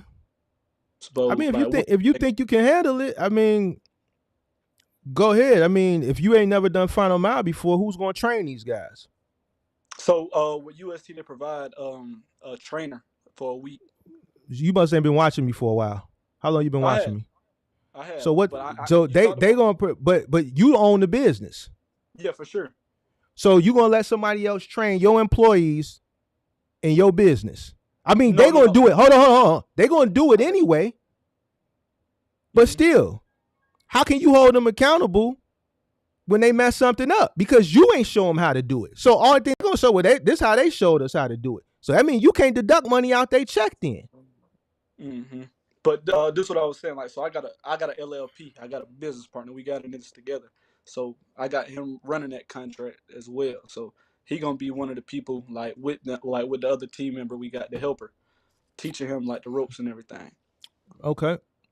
So and All I right. told my business partner just to show me the ropes, like, cause I'm gonna do it on the weekend. I don't want to hire like no part time people. I remember what you were saying, like about Mm-hmm. like the inflation on like paying your workers and stuff like that. Right now I got them. I gotta say I know I can pay them 900 a week, and my helper was fine with that. But I Uh-huh. told my business partner to fill me in as we go on the weekend. Hey It's Jarrell, I kind see you in the back. Just sit tight. Yeah, I mean, if you think you can handle it, go for it. I mean, final mile and moving is something that you know it takes expertise. of. So one claim of that's your whole week. One refrigerator. You doing lows. A lot of people gonna buy that LG. A lot of people gonna buy that Samsung. That's a $4,000 refrigerator. That may be Mm-hmm. your gross for the week. Facts. So Yeah. and if a floor gets scratched to go along with the damage to the refrigerator, depending on what they doing, now that could turn into $15,000.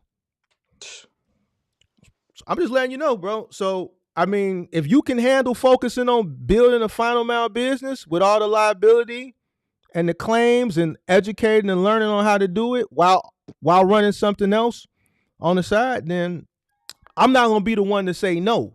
You know what I'm saying? I'm just going to educate you what the job entails, and you have to make the best decision for yourself. For sure. For sure.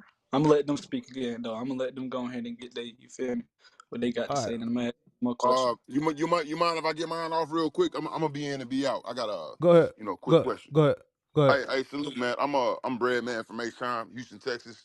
That's Um, what up. I've been watching you for a month or two, man. Salute to you for putting the information out there. Um, Appreciate you. yeah. Salute. I can't even knock you. My question is, and just be as honest as you can for me, man. I'm just starting my own authority, and I got two questions. It's a double-handed question. I never really heard you speak about, starting your own authority, the DOT numbers, the MC numbers, all that. And I understand that in the box trucks business, you may not need that. So I just want to pick your brain and see if you do have the DOT MC number, and if you don't, what's your main reason for not? And then my second question would be, when you're, because I'm starting with the box truck, even though I'm starting my own authority, and with the MC number and everything, Mm-hmm. I'm still starting. I'm coming in, I'm taking baby steps, with the box truck and everything. I'm a CDL driver. I'm coming off the Mm-hmm. road, trying to take control, of my career. So my question to you is, right? do you have the are you running your own authority? If not, is there a reason? And then the second question is, You're asking does me that specific. You asking yes? me specifically, or you asking just in general about what a person who doesn't have the authority, what can they do? Well, we can do it. Let's just make it a general question, right? So if you don't, because you can run your you can get into the box trucks business without your own authority. My question is, number one, do you have as much freedom or control if you're not running your own authority in the box truck business? Is that not does it is it basically you still working under somebody or working for somebody? And then secondly, if you do have your own authority, how does that affect your insurance? Like if you don't have your own authority, is the insurance higher or lower? Because So I know you still so got to go get that insurance. Yeah, the answer is simple. You just leased on to somebody. You still gonna have to go right. get your own insurance. Your insurance is gonna be your insurance. So if you don't have your own authority and you want to run commercially, you're gonna have to go lease on to somebody. Now, And then whatever price they charge you, that's between you and that the company or insurance that company, individual. No, it had nothing to do with the insurance company. Whatever company you lease on to, whatever they right? charge you to lease on to them, that's something that y'all got to work out. You got to pay your own And insurance. They're and you just have to pay charging your you to run under their own authority. You don't have your right. own authority. So Can I like in help him out real quick? California, you can't lease Mhm. on to anybody anymore. Like, where are you at? That's what I was meaning to ask you. Where are you I'm at? in Texas. I'm in Houston, Texas. Right. So either you lease on to somebody or you get your own authority. So it's basically you either your own company, and if you're not set Right. up as your own company, you got to go lease on to somebody.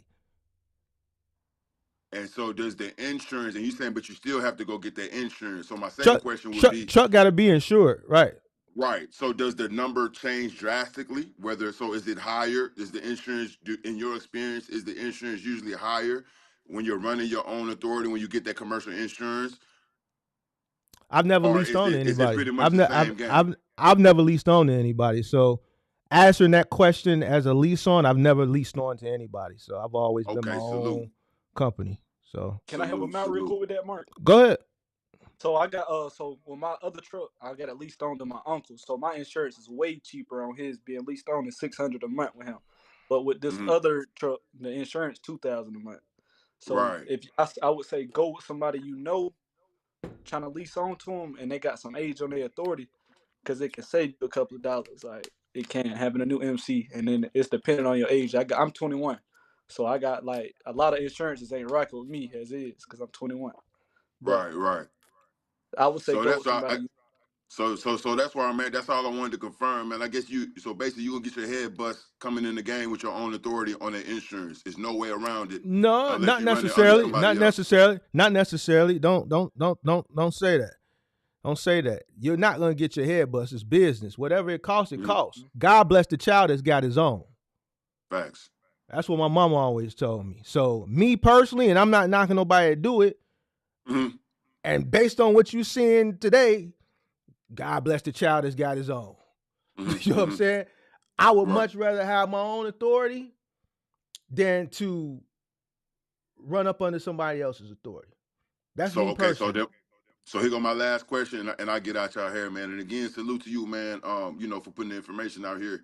Um, is there, if I could say, what's the number if you was giving out advice to somebody when looking for that insurance? What is the number that you would say, yo, that's too high?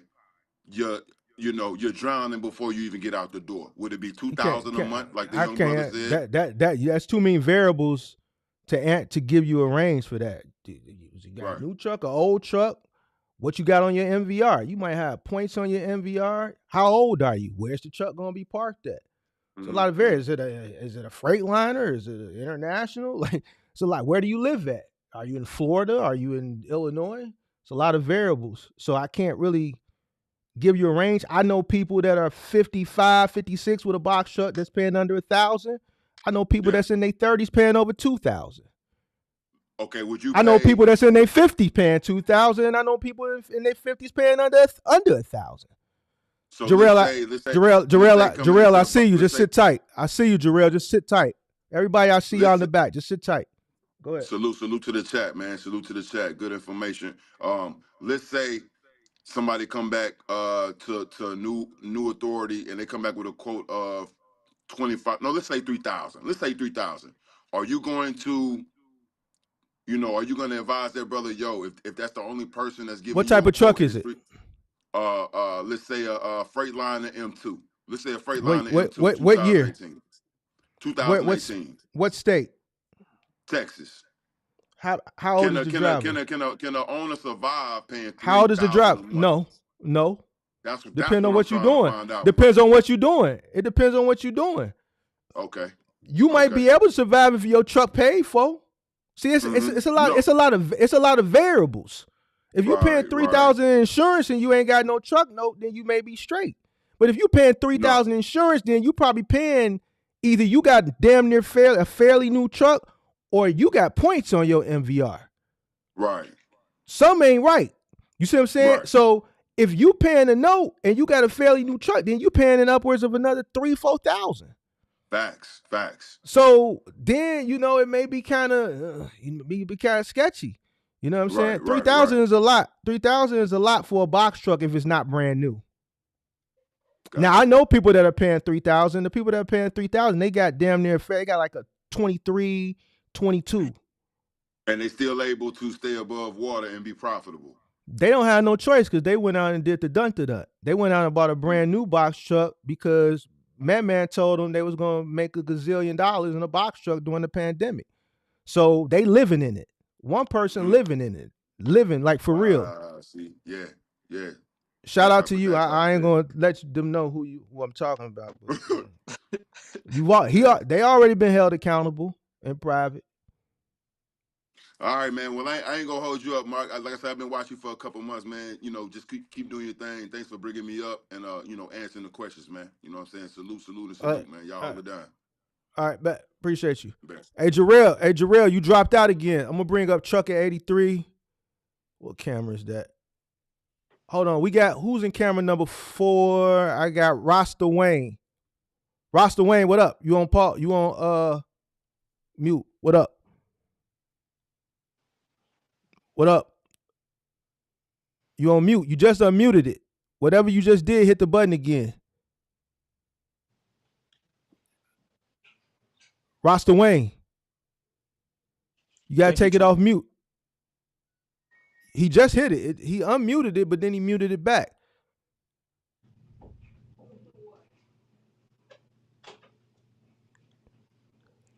We're gonna get back to Rasta Wayne. Trucker 83, what up? Take yourself off mute, Trucker 83. Hey Mark, how's it going? What's going on? Oh, nothing much. I don't know if you remember, I made a few All right, comments on your chat the other day, and I thought I'll just come by and say hi and all maybe right. talk about a few things. Let's chat. Yep, go for it. Yep. We talked before. Right? Uh, I don't think so. Okay. How I can I think I help you? made some comments on your chat. Okay, I probably don't remember from the chat, but I thought we had a conversation before. Your voice is different from a lot of the other voices that I hear. But go ahead, I'm listening. Oh yeah. Yeah. Oh yeah. I was just gonna say that. I know we were talking about investing money in Sprinterman business the other day, or in Mm-hmm. general, it probably could apply to even box trucks. Mm-hmm. What I was trying to say was, as a businessman, right, it's really important for people to understand liability versus assets. And you Oh, I want to know who keep you're that, talking. I know who you are. yeah, It's when I was at the charging station that day, right? that is correct. Yeah. All right. I know who you are now. Go ahead. I'm listening. Yeah, I hope it's not off topic or anything, but I just wanted to mention this because it's pretty important. And I did take your advice and watch one of your videos, and I Mm-hmm. think you did a video on cost cash flow. I think that Mm-hmm. was spot on because I think it was narrowed down to the industry and it was spot on. And I think people don't Appreciate understand that. it because it's about managing liability and assets. And if you have a loan, right? Mm-hmm. And if you're in a sprinter van business or in a box truck business, especially, or even if you're Mm-hmm. renting a vehicle from Penske or whatever company it is, Mm-hmm. you're actually borrowing from the value of your vehicle because simply you're not making enough money. Right. So I think it's about managing liability and assets, and I guess that's what I was trying to say. Mm-hmm. And when you when I text, probably it can be misinterpreted, and yeah, that's what I wanted to talk about. That's about it. No, it wasn't misinterpreted. I guess because that was the first time you came in and you just came in straight giving business lessons in the chat. And I covered all this stuff already like maybe a year or so ago. So Oh, that's all. That's all. We were talking about something else that day, and I didn't know if you were like a troll or I didn't know. It's all good, man. yeah. So Because in yeah, this that's on yeah, because on this channel we attack the trolls. We don't oh, run from trolls. We attack them. We attack them head on. oh, that's one way to do it. Yep. Yeah, yeah. Yeah. So that is all I wanted to talk about, and I have a little bit of experience. I have a career job which I'm really passionate about, but I do buy businesses and sell businesses. It's more like buying a real estate fixer-upper and sell it. Mm-hmm. I do that quite a bit on my, on my spare time, and I've sold about 8 businesses. Now I'm in the process of selling the ninth one. And I see a lot of people making mistakes coming into the industry. Really, their main source of research is YouTube, Facebook, or TikTok. And that's not how it works, because you want to really understand uh, the investment part of it. You're investing money into something. It's tens and thousands of dollars, especially people buying brand new sprinter vans and things like that. So you're already getting into a company upside down, and borrowing the money from your vehicle to make some sort of money. It's just downhill right from the get-go. So I think I just wanted to highlight that because people really don't understand that, and they just make bad financial choices. Yeah, we covered that a lot. We covered that a lot, and you're absolutely right. We talk about it all the time. I hold them accountable, man. I hold them accountable, man. You're absolutely right, man. We hold people accountable over here for making poor decisions, like listening to people on TikTok and Instagram who, just lack the knowledge and things of that nature. So yeah, man, you're right, man. A lot of people. The main reason a lot of people fail is because of the lack of knowledge and misinformation and being misled. So we're trying to fight the good fight over here to kind of steer people in the right direction and kind of save as many people as we possibly can. Yeah, absolutely. And especially like I was mentioning the video that you did on, for example, the cash flow. I think it was very narrowed down and to the point, and kind of industry specific. Uh So huh. I thought I really enjoyed that one. I think that one was a great way to put it together. But it was really well done. Thank I you. do appreciate that. Yeah. I appreciate you. When I do business videos, I realized when I started doing content, it didn't take me long to realize that I needed to narrow things down industry specific so that the people could get them. Even like I did a video on business plan, and some things that you would put in the typical business plan, I took them out and I tailored a business plan model for like the trucking industry. So a lot of the content I put out when it comes to business, like business one-on-one type um, live streams of content, I tailor it industry specific. So yep, I appreciate. I'm glad you noticed that. So that means you watched it all the way through and you paid attention to detail. A lot of people don't do Yeah. that. So I appreciate you. Yeah. And one other thing I want, maybe I don't, like I said, I haven't seen a lot of your videos. I just saw that video, and I think I saw one more video of yours after that conversation over the chat we had. But Mhm. maybe this is just an idea. Obviously, you're a content creator, you know things, but uh, how do you maybe you can tell people, like, how do you reduce liability or take advantage of liability and make it into an asset? because I think that's the big struggle here. At least I personally notice it here because um, I purchased a company. Well, I started a company in 2022, strictly for sprinter vans, and the intention was to sell the business, just make money out of it. Mm-hmm. Um, so I'm about to sell it, but I noticed a lot of people when they talk about their own business, they don't really understand how to manage liability and assets and how to convert a liability into an asset. Mm-hmm. Maybe you can talk about that a little bit more in specific, maybe because uh, I'll uh, I'll yeah. create something about that because, like for instance, your truck, right? To some, it could be looked at as a depreciated a liability, but to me, I look at it as a depreciating asset. But me, my trucks, I sold majority of my trucks at an appreciated value because I was able to. I didn't time the market. A situation came where it was too good to be true, once in a lifetime opportunity during the pandemic, where I was able to sell trucks more than what I purchased them for years ago. So uh, I'll do some content. I'll do some content about that. You just gave me an idea on turning liabilities into assets. Yeah, Liabilities that is probably as a good one because, as mentioned, I really, really think because I interview people before I started this company, right? My partner and myself, we spoke to maybe about 30 to 40 Sprinter van drivers, including we spoke to a couple of shippers and even brokers, mm, to really figure out the market, really how it is, the rates, and whether if it's even worth investing money in something like this.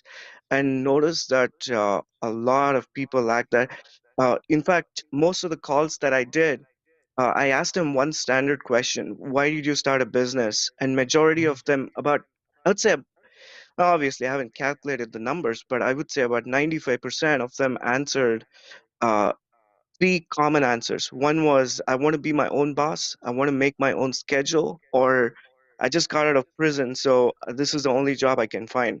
And in fact, out of all of those three answers, the third one is the one I think I can most accept. None of those are the reasons to start a business.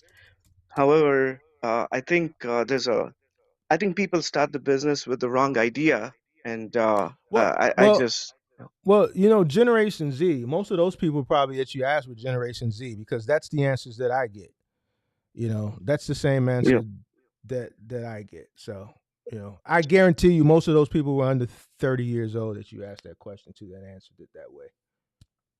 Yeah, and the other thing is, I'm a pretty big gamer, right? So I purchase cell phones that are a little bit on the higher end. But when I purchase a cell phone, I research data like the gaming performance, core temperatures, operating system, maybe whatever it is. But I'm talking about $2,500 item. These guys are investing tens and thousands of dollars without even asking some basic questions. So that's where my problem is because I have seen people who have literally ruined their lives because of making a bad financial choice. And yeah, this is it just scares me when people see people do that. A lot of that going on these days, but that's the younger generation. But I'm doing my part to kind of get them on the right path to making the right business decisions and the right investments with their money. Yeah, Just went up with you though, absolutely. bro. Yep. So, but yeah, Yeah, you got absolutely. anything else? I want to take some Uh, other calls. Go ahead. yeah, Go ahead. that's about it. I otherwise have a good one. I subscribe to your channel and have a good one. And yeah, maybe we can chat some other time in a little bit more detail a little later. Yeah, yeah. Just keep the notifications on, and whenever I do a call in show, you're free to call in. Okay, absolutely. Okay, it was nice talking to you. Nice talking to you. Bye. Okay, bye. I got a rebuttal to that though, Mark. I ain't gonna lie to you What's the about rebuttal? people in my generation. Like it's some of us who not in the business just to be our own boss. You get what I'm saying? It's a Okay. hand. Like I ain't do it just to be my own boss. Like I was in the army prior to doing all of this, but Okay. I'm doing this like because I'm trying to get my family out that workers mindset. I wanted to build something for like my generations after me. You feel me? This is not just Mm-hmm. for me. It's not for me. Like I'm willing to work hard, sweat, bleed, whatever it takes to make this pop. You get what I'm saying? Like Mm-hmm. I'm trying to do this for something bigger than me. You feel me? Like Mm-hmm. I'm not in it for just the money. I'm in it for like the benefits it reap for like the people after me and my current family now. You feel me? So like, Hey, okay. Hey, Jarrell, god Yo, dang, what's buddy, on up, the you all right now? You bro? you kind of I was you kind straight. of you jumped off the live, man. I didn't know what was going on. Like you was, I just wanted to make No, sure you. we ended. I'm just making sure you straight, bro. No, we straight. No, when you said you was trying to bring some other people on, I wanted to be respectful. You know what I'm saying, of your yeah, platform, but you know what I'm okay. saying. I agree with you. You know what I'm saying. I seen some people in the chat agree with me too, though. Mark, I didn't I look at the seen it. chat. What they I say? did. I went back. They I know said you some did. people said, man, they would have just went on ahead and left it alone, like and just focused on what they had to do. Some people Oh, did say they would have said, would have said something to him, but I you know, told you I if don't. that's what you wanted to do, that's what you could have did. You got to do what you want to do. If Yeah, that's what you yeah. wanted to You know what do, I'm saying? but my issue that's not my gripe with you. My gripe with you is if you wanted to left it alone, why are you here today? See, I don't worry Right. about listen to me. I don't worry about what people say in the chat. You see what I'm saying? You know why? What's up? Because they ain't got nothing to do with it. So that's why I don't even know why you ask, well, what No, y'all think? At no, the end of the because day, if you didn't no, have because in Mark. fact, let's cause no, because if you was done with it, you wouldn't be here today. But Mark, you got to Done with realize it, this. done with it is done with it. Done with it is done Mark, with it. Go ahead, you once got I the floor. listen, so two things I want to say. One of the reasons why I was asked in the chat is because Mark, people are subject to their own perspective of stuff. Like this is your channel and all that, but there isn't in some situations there's more than one right way. You see what I'm saying? Like in some situations I can be right, but there's a higher level that I could have been right. What you're saying is the higher level, but I was still right. I took accountability and went on ahead and said, bro, I was right. I was still right. I went on Oh, ahead and took accountability for the 5 I spent and went on ahead about my day and said, all right, whatever. So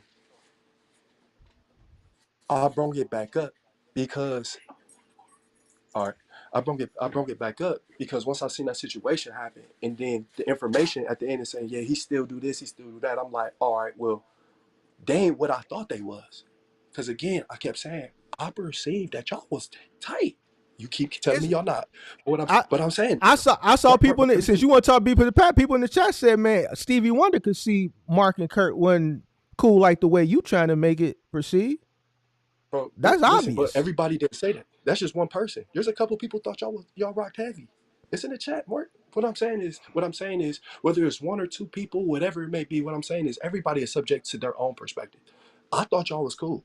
So after that time I We hit we you we up we and we nothing were happened, we were cool as far as this is concerned. It's different types of like this don't listen to me. Listen to me. You see how easy it was for me to separate myself?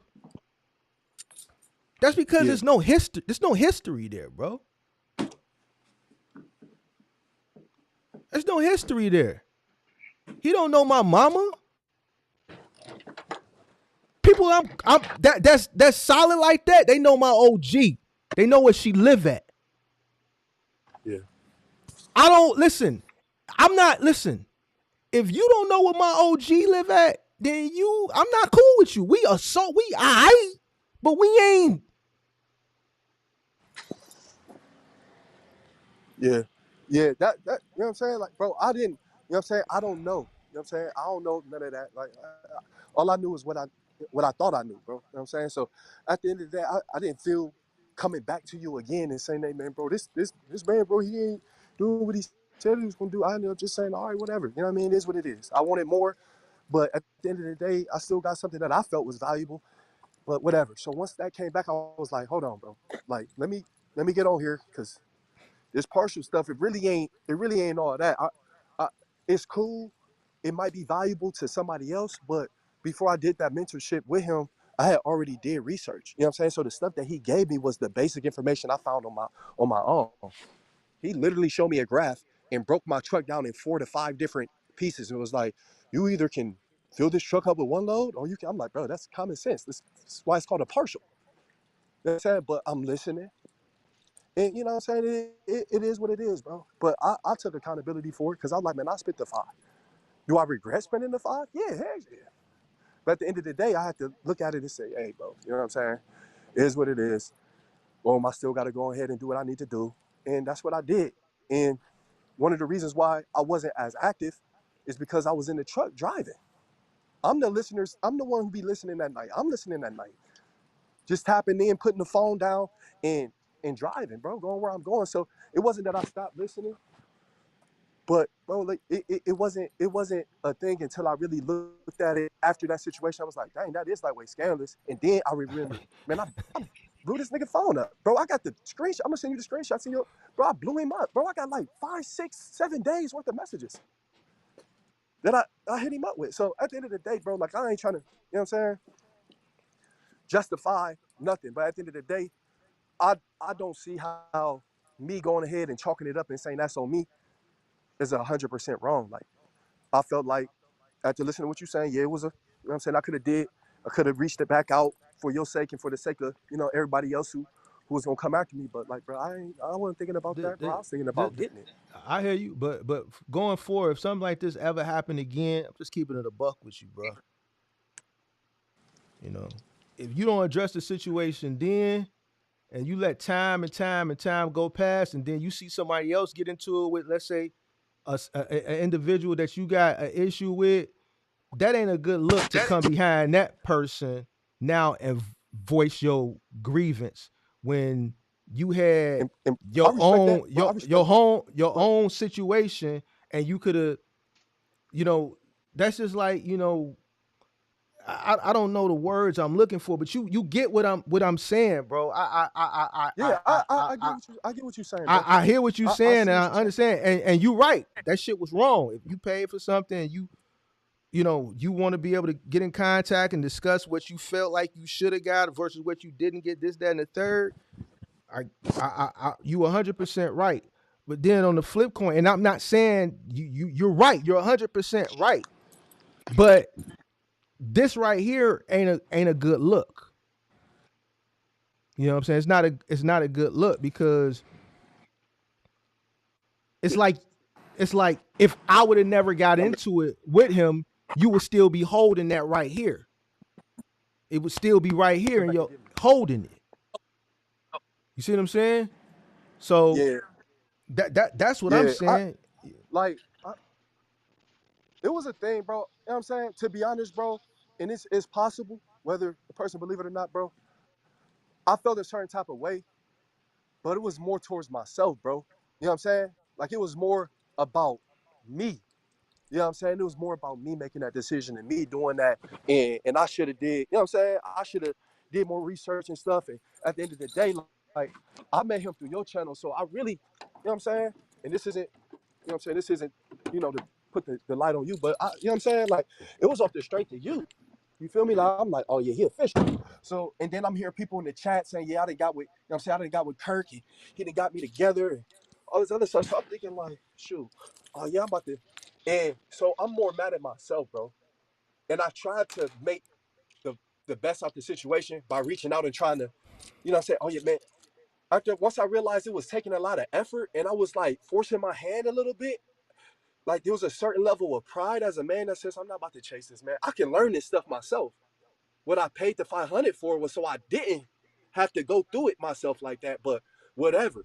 And I didn't have no choice, bro. You know what I'm saying? So you know what I'm saying? It is what it is, but bro. It also on the same token though, bro. Like me, I'm the type of person, bro. I am. I'm gonna be honest and upfront, especially with the things that I know that I'm not where I should be at. You know what I'm saying? Like, and this isn't me making an excuse. This is the reality, bro. After doing 9 years, I don't handle things all the way as I should all the time. You know what I'm saying? Because I know that if I do what somebody say do. Watch this. I'm gonna keep it a buck with you, bro. If I would have said something to bro, if I would have reached back out to him and it would have been something, bro, it'd have went somewhere else, bro. You see what I'm saying? Because I did time before. Like I really seen the bricks. I really laid on metals. I really did that. And there's a certain level of confrontation that I'm gonna deal with before I go to that point. So I'd rather just be mad at myself and go on ahead before I let a nigga who I feel like could stand up and take some accountability tell me why he don't have to take accountability and just go ahead and go ahead and want to put hands on this nigga. Because bro, I feel he that type of person. I feel if I really met up with him and put hands on him and really got there with him, I'm gonna end up in jail, bro. And I don't have to, bro. I don't have to play nothing. I don't have to play nothing. And this gonna be broadcast live, bro. Anybody from Akron, Ohio, that area, anybody who ever had a situation, bro, can't nobody say nothing bad about me. Can't nobody say they know how I am, bro. So I knew that me continuing that situation, bro, it's not gonna be good, bro, because he's already showing me he finessing me, and I'm trying to work. Hey, man, Mark, hey, da, da, da, da. Once it came around that time again, man, bro, it's nothing to talk about because it's only gonna get me to a situation. I see somebody say, man, if I would have gave him 500, I'm paying somebody else 500 to get him. Like, bro, like, not, bro, like people say that stuff, bro, but bro, like, You saw that in this chat? not, yeah, somebody said in the chat, bro, I'm really bro, I'm really like that, bro. You know what I'm saying? Like, Well, I'm we not know trying to back. you did 9 years, Yeah, man. Listen, you know what I'm we saying? So don't want you bro, you we don't want you to go back. My thing exactly, bro. So is it's only so much my thing is interacting I'm I gonna hear deal you, with in but this that what I'm regard, saying. bro. If you gonna let it go, let it. You telling me 1 minute you gonna let it go, but then we having this conversation, and then I'm Because telling once you I like the seen the way. situation, bro.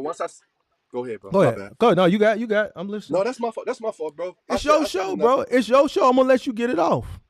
I know. You I right, bro. feel you. I see it in you. I see you. It's right here. Let it out. Come on, let it out, man. Let it I out. just, you know what I'm saying? Like, it just, for me, that was just different, bro. Like, you know what I'm saying? Yeah.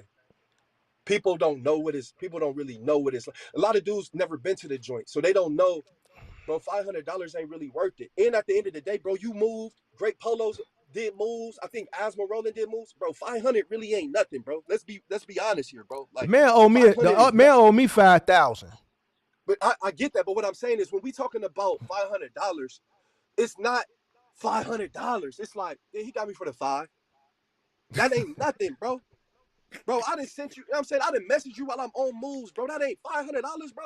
So for me to really go out my way to really make it a thing and be like, bro, it's 500. I've made, bro, I don't, bro, listen, and I wasn't on the level where you was at with all the workers and stuff, but bro, I didn't leave my house. I didn't do a move unless I had 200. I wasn't leaving my house unless it was $200 just to go there, whether I was there for 5 minutes or 2 hours, because I had a 2 hour minimum. So they had to pay me 200 plus the mileage to get there. So, bro, the 500 wasn't nothing, bro. So me bringing it up is not that I'm really feeling a certain type of way about the five. It's literally, bro, when I hear you bring this situation up, it reminds me of my interaction with him. And then on top of that, I'm hearing you like, yeah, but the partial information he gives is this and that. And I'm like, All right, so bro, that's where you true. got it. So that's what, because that was me. That first video, basically, detaching myself with him, but saying, you know what, remain neutral. You know what I'm saying? I've had a situation with him where I didn't deem him solid, but the information is the information. Now, granted, I've never got information from him as far as partial because I never did partials, and I don't need the information to begin with.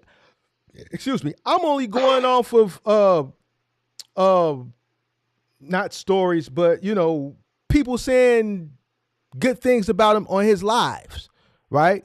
People don't Yeah. watch me for partials. I'm not a partial guy. I've never ran OTR, right? You see what I'm saying? So Right. so if I don't hear anybody else saying anything bad about him, and we're doing content together, and everything seems clear at that point thus far, then hey man, Kirk is on the Wise Men podcast. He's the partial guy. I don't do partials. Tap in with Kirk. Now this is a lesson that I'm learning. I'm holding myself accountable for doing it. I'll never do that shit again. I'm not referring nobody. This is why. And see, now you see why I don't do that shit. I don't do none of that shit, bro. I don't do none of that shit, bro. That training and all that. I do coaching for 1 hour, half an hour. And I don't even really do that. I've did 2 coaching sessions in the past 30, 40 days. People call me when they in dire need. Why? Because I get so much free information online. I do what? 2 call-in shows, 2 call-in shows a week. If you ain't scared to come up, I'll coach you online for free. Facts. This is why I don't have these issues. This is exactly why I don't have these issues. Yeah. But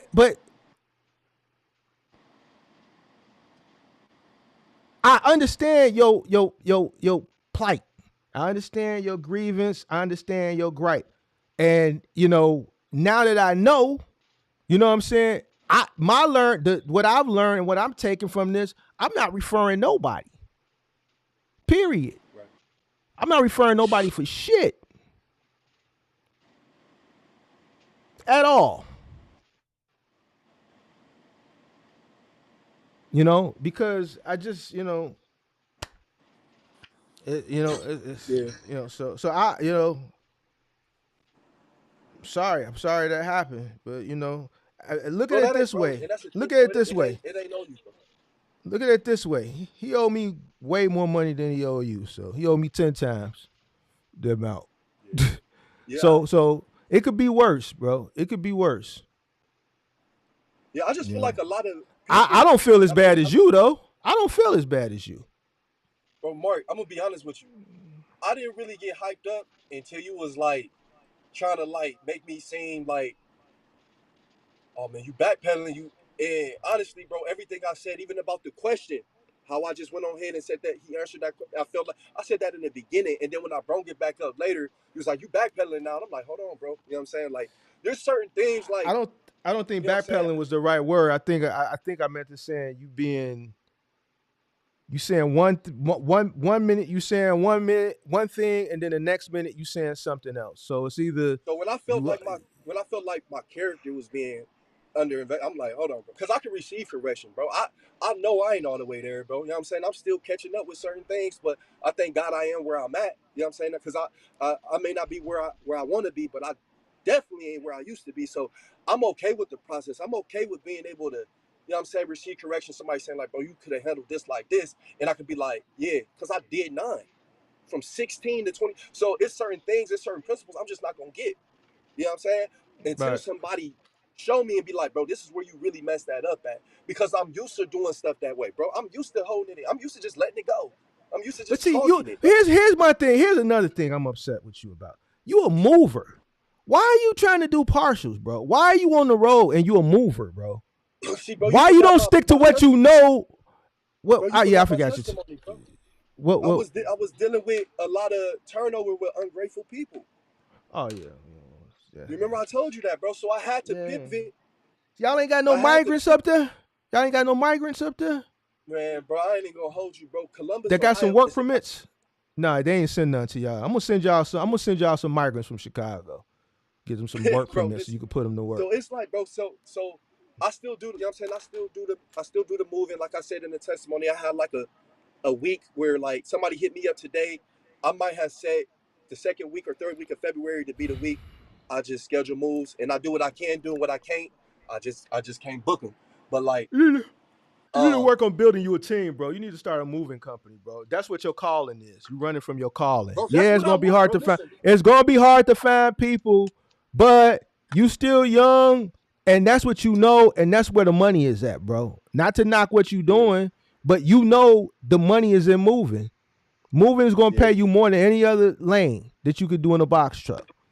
So you need to make it work. Stop running from your calling, and bro, do what you already successful. Bro, these niggas is lazy, bro. Like that's what I'm trying to let you like, bro. That's the. But here's what I'm saying. With any business you start, there's gonna be challenges. You already got the other stuff mastered. The challenge for you is gonna be finding workers. That's why you're gonna have to pay them good. You're gonna have to pay them good, but it's an hour, bro. Okay, so much. At, bro. This is Go really ahead. where I messed up at, bro. Where I What? messed up at, bro, is there'll be certain little 2-3 hour moves I ain't really feel like doing, and I'm a good dude, right? So I'm like, hey, yeah, go ahead, bro. This all you. This 100% you. You know what I'm saying? Like this Why your. would you I'm do saying y'all that? go ahead. Why would you do that? See, that's why they Exactly. doing you like that. You ain't. And this goes back to what I was telling you earlier, bro. Exactly. Listen, man. Listen to me. Do me a favor, bro. Right here, you got too much right there, bro. You got too much, man. Cut that shit out, bro. Like, I don't know what's up Bro, with you, man. You I too learned, bro. soft on these. Listen, no. They workers, bro. They Like workers. that was really my issue. What you giving them Bro, 100%? that's It's your business. You bro, I'm don't get saying, no. Listen to me. really it Listen to was me. Listen to lazy. me. Listen to me. Really, it Listen to was me, just me bro. being lazy. And Listen to me. Listen to me. Listen to me. Listen to me. You listening? You listening? You listening? Hello? I can't hear you. I you in public? I seen somebody in your background. You on the? Can I you hear still me? can't hear you. Yeah, whatever you did, bro. You. What about now?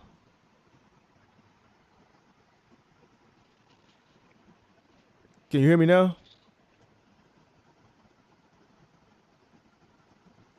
Yo, Nightcrawler, you wrong. Yeah. Hello? Nightcrawler, you wrong. I can hear you. You wrong, Nightcrawler. Okay. So yeah, so Who's I and Nightcrawler? Me? this was months ago though. You know what I'm No, saying? So I look back on no, I'm listening. so you know what I'm saying? I look back on those things and I understand that. Like that's where I was wrong. I was too nice and what happened is they got used to that and I should have kept them at a steady and that was a lesson that I learned. So I understand that, but it's been bro, I didn't have situations, bro, because I got I had two SUVs as well. So remember in my testimony, I was renting the U-Hauls and I was charging the customer for the cost of the U-Hauls. So, but I would have my workers take the SUV, get the U-Haul with the materials and stuff, bro. They smoking in there, bro. I'm saying they didn't, bro. Bro. It was just a lot of. It just got to a point where, bro, where it just got like to a place where it became a lot. So I had to, you know what I'm saying? I learned, and bro, 2024, bro, like I'm not out of moving. You see what I'm saying? Like I'm But not doing that. but Like that's, but you know what I'm but saying? I'm there with it. But right now, go ahead. I'm listening. go ahead. No, I'm listening. Go ahead.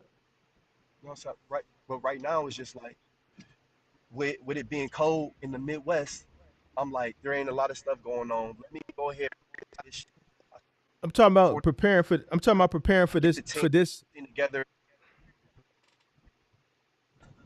Go ahead. I'm sorry. You breaking up, Yeah, bro. You breaking up.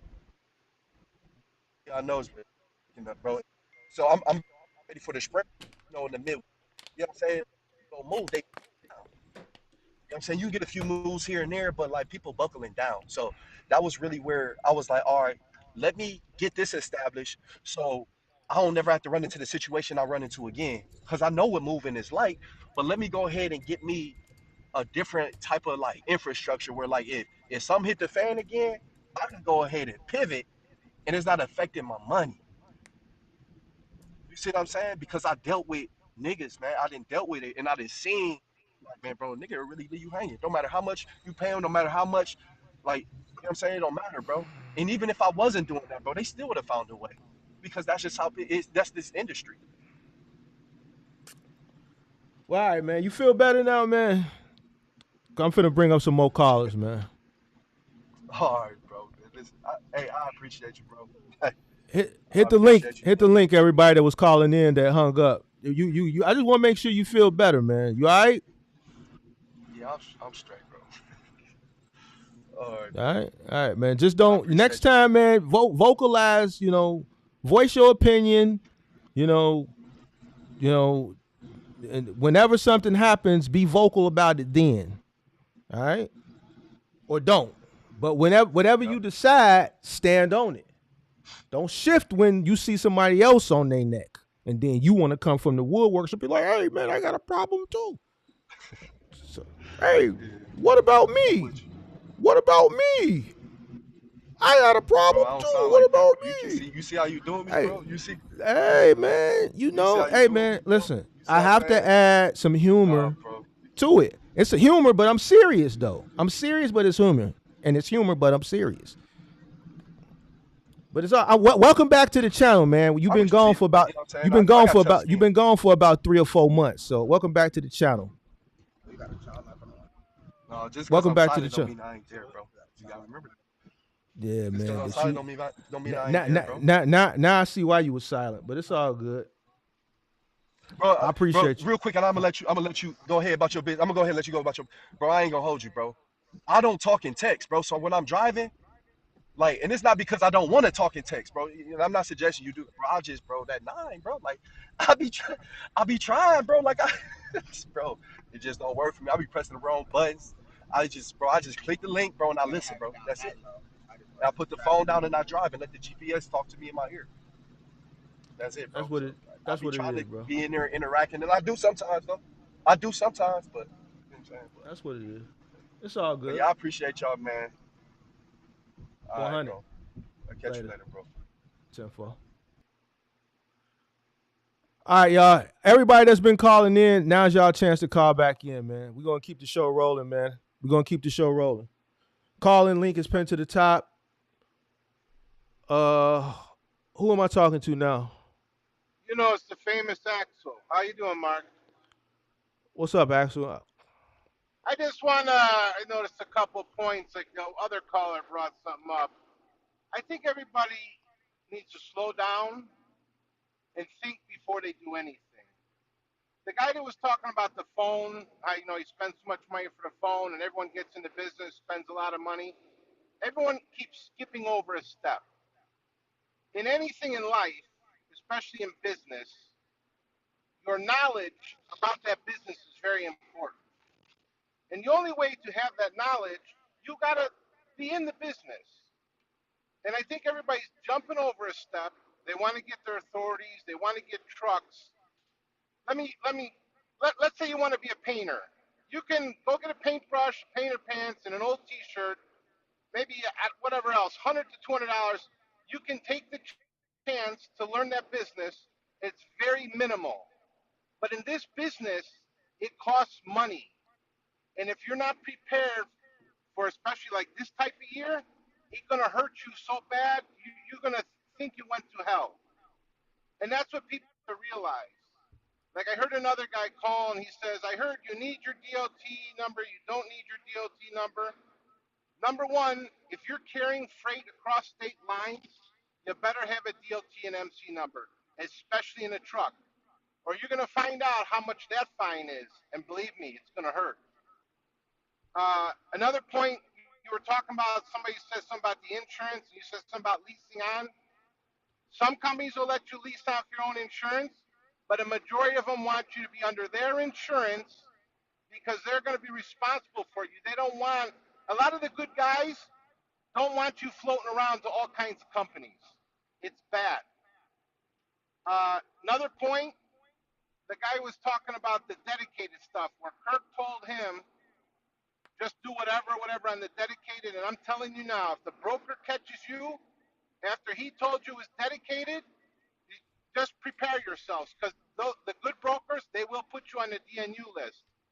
And they're going to mark it in the system. So any other broker is going to look up and they're going to see the notes. They're going to see whether you double brokered a load. They're going to say whether you're booking loads and you don't have the correct insurance.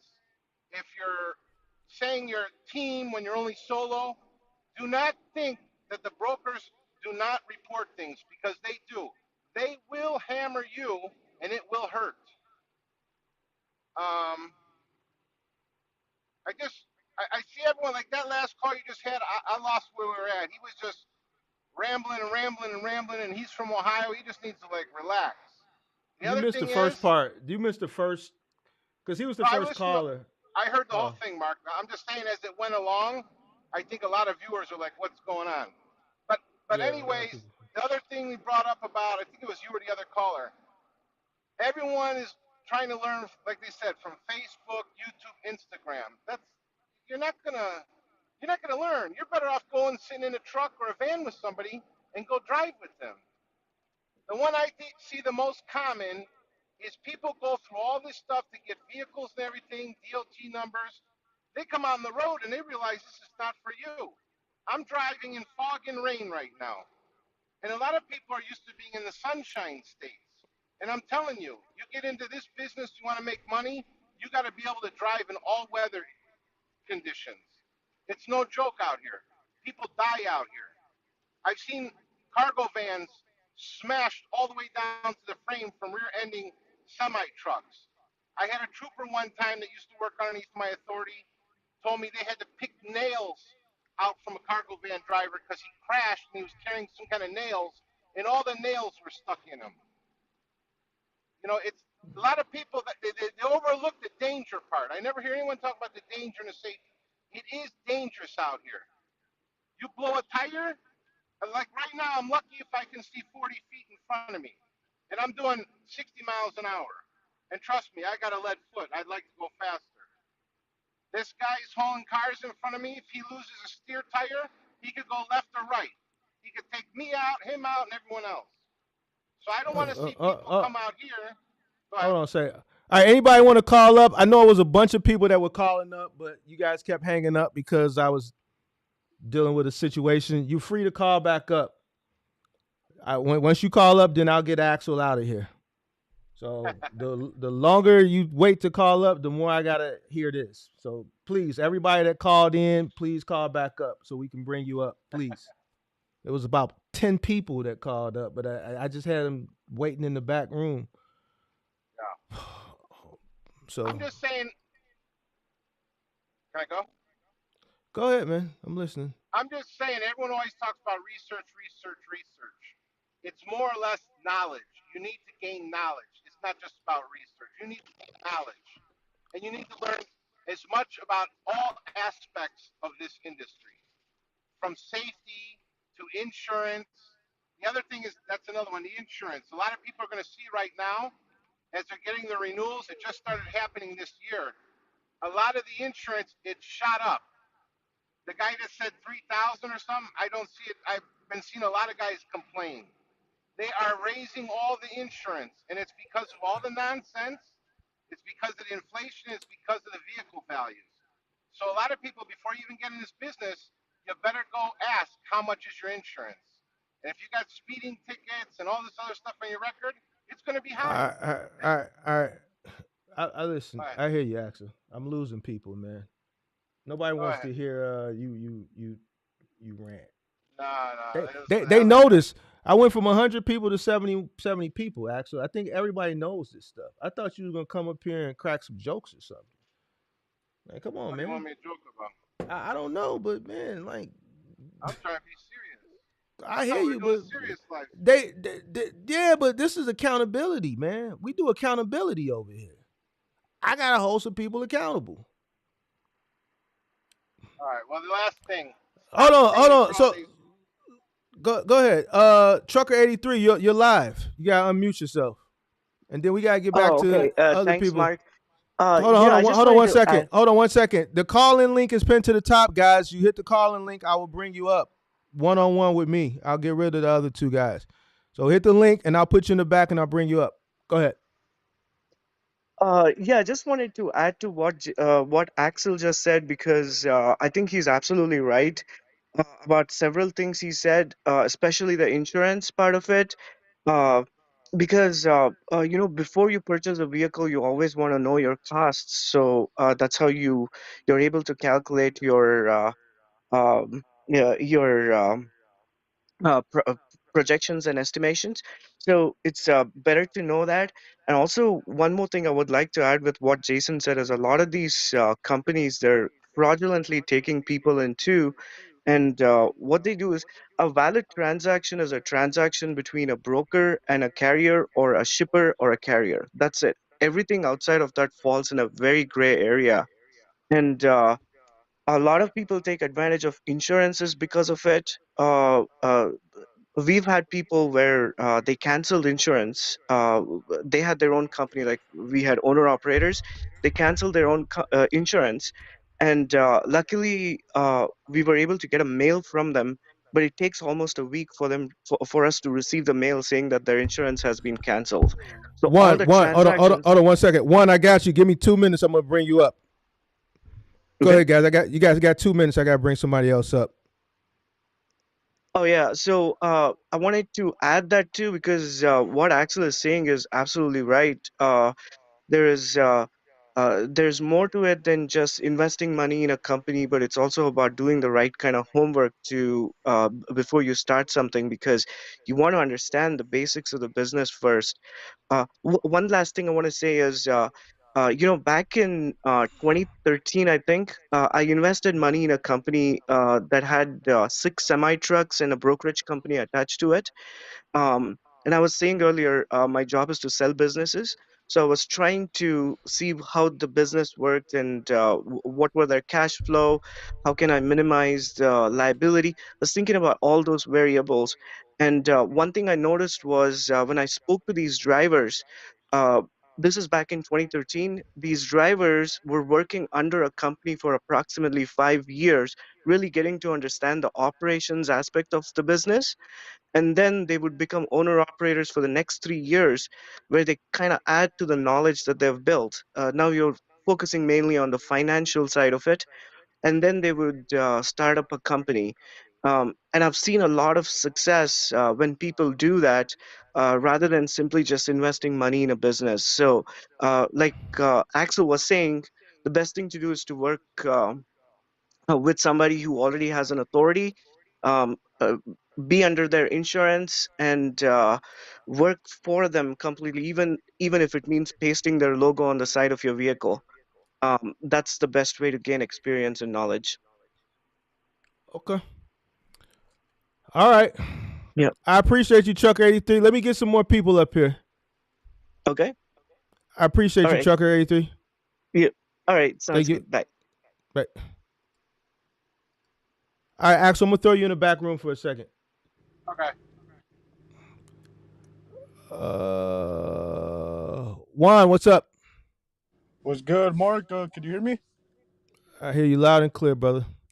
All right, sounds good. I'll be honest with you, Mark. I just had a question. Like, I'm not sure how like your show works or like what kind of advice you give and stuff like that. I barely started watching you. I want to say like a week ago, but I'm in a curious situation with my life. I just found myself in like I got a job with like the box truck guy. Like he owns the company and stuff like that, and I just want to see if you could give me a set business plan so that I could help the guy out that hired me to make his business flourish, because right now it's good. He's making a good amount of money, but I could tell like everything's just unorganized and everything's just all over the place. You know what I mean? So you want to? All right, let me get this straight. You just got hired with a guy. He has Yeah. a box truck. He has a No. business. He's got Go a ahead. he's got a multiple box trucks. He's got, I want to say he runs one box truck right now at the moment. He's got one route that's set like solidified, but he's Mm-hmm. got, I want to say, four box trucks, and then he's just working on like fixing them up so that he could just start getting more routes. You know, because most of them are like one of them is, two of them are good to run, but they face mechanical problems. You know how the box trucks are. So the one truck that's running, what is it doing? Local work? What is it? What is it doing? Well, we're located in Nevada, Reno, Nevada, and then we go down. We travel down to California, Union City, like close to San Francisco. So that's the route we run. It goes What there, are and you then it comes delivering? back. You pulling off a load Mails. board? You running from? Oh, you're doing mail. Yeah, You said mail or nails? I didn't hear you. mail, like packages. Mail. Okay. Okay. So I'm saying, is it coming from USPS or you're doing like package? Like, what's the where's the work coming from? Is it coming off a load board? Is it DHL. dedicated? DHL. Um. So what's your concern? What is he? Was it what isn't he doing right? Uh, Honestly, Mark, like I could explain to you like the whole, like everything. It'll be a long, long story. You know what I mean? But like just from me seeing it, like I could tell that organization isn't good. Like the people he has working for him that aren't good, and just like a whole bunch of like things that if I could get him like to really dialed in and focused, like he could be said to make close to 1 million this year. You know, Not in that one truck, I don't think. no, not in that one truck, because he's also So he's. Oh, go ahead, go ahead. go ahead. I'm listening. Yeah, because he's also we're trying right now to do to expand on the cargo vans, because he got a cargo van contract with delivering oxygen tanks to old people. Uh, so so here's my question. You work Yes, for him, right? yes. You have no vested interest though. You're just an employee. Why are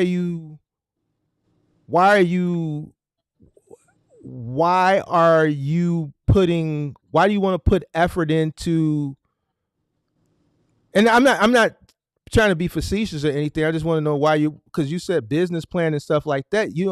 Are you going to invest in this? Are you going to have some type of vested interest in this? Is it or because I Yes, don't want to, you don't want to do this just to help build somebody else out, and then you're an right. employee and you could be here today and gone tomorrow, and you built this business and you're not reaping the benefits from it.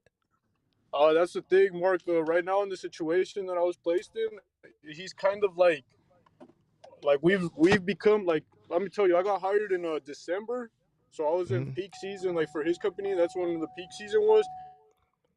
Mm-hmm. I You froze up.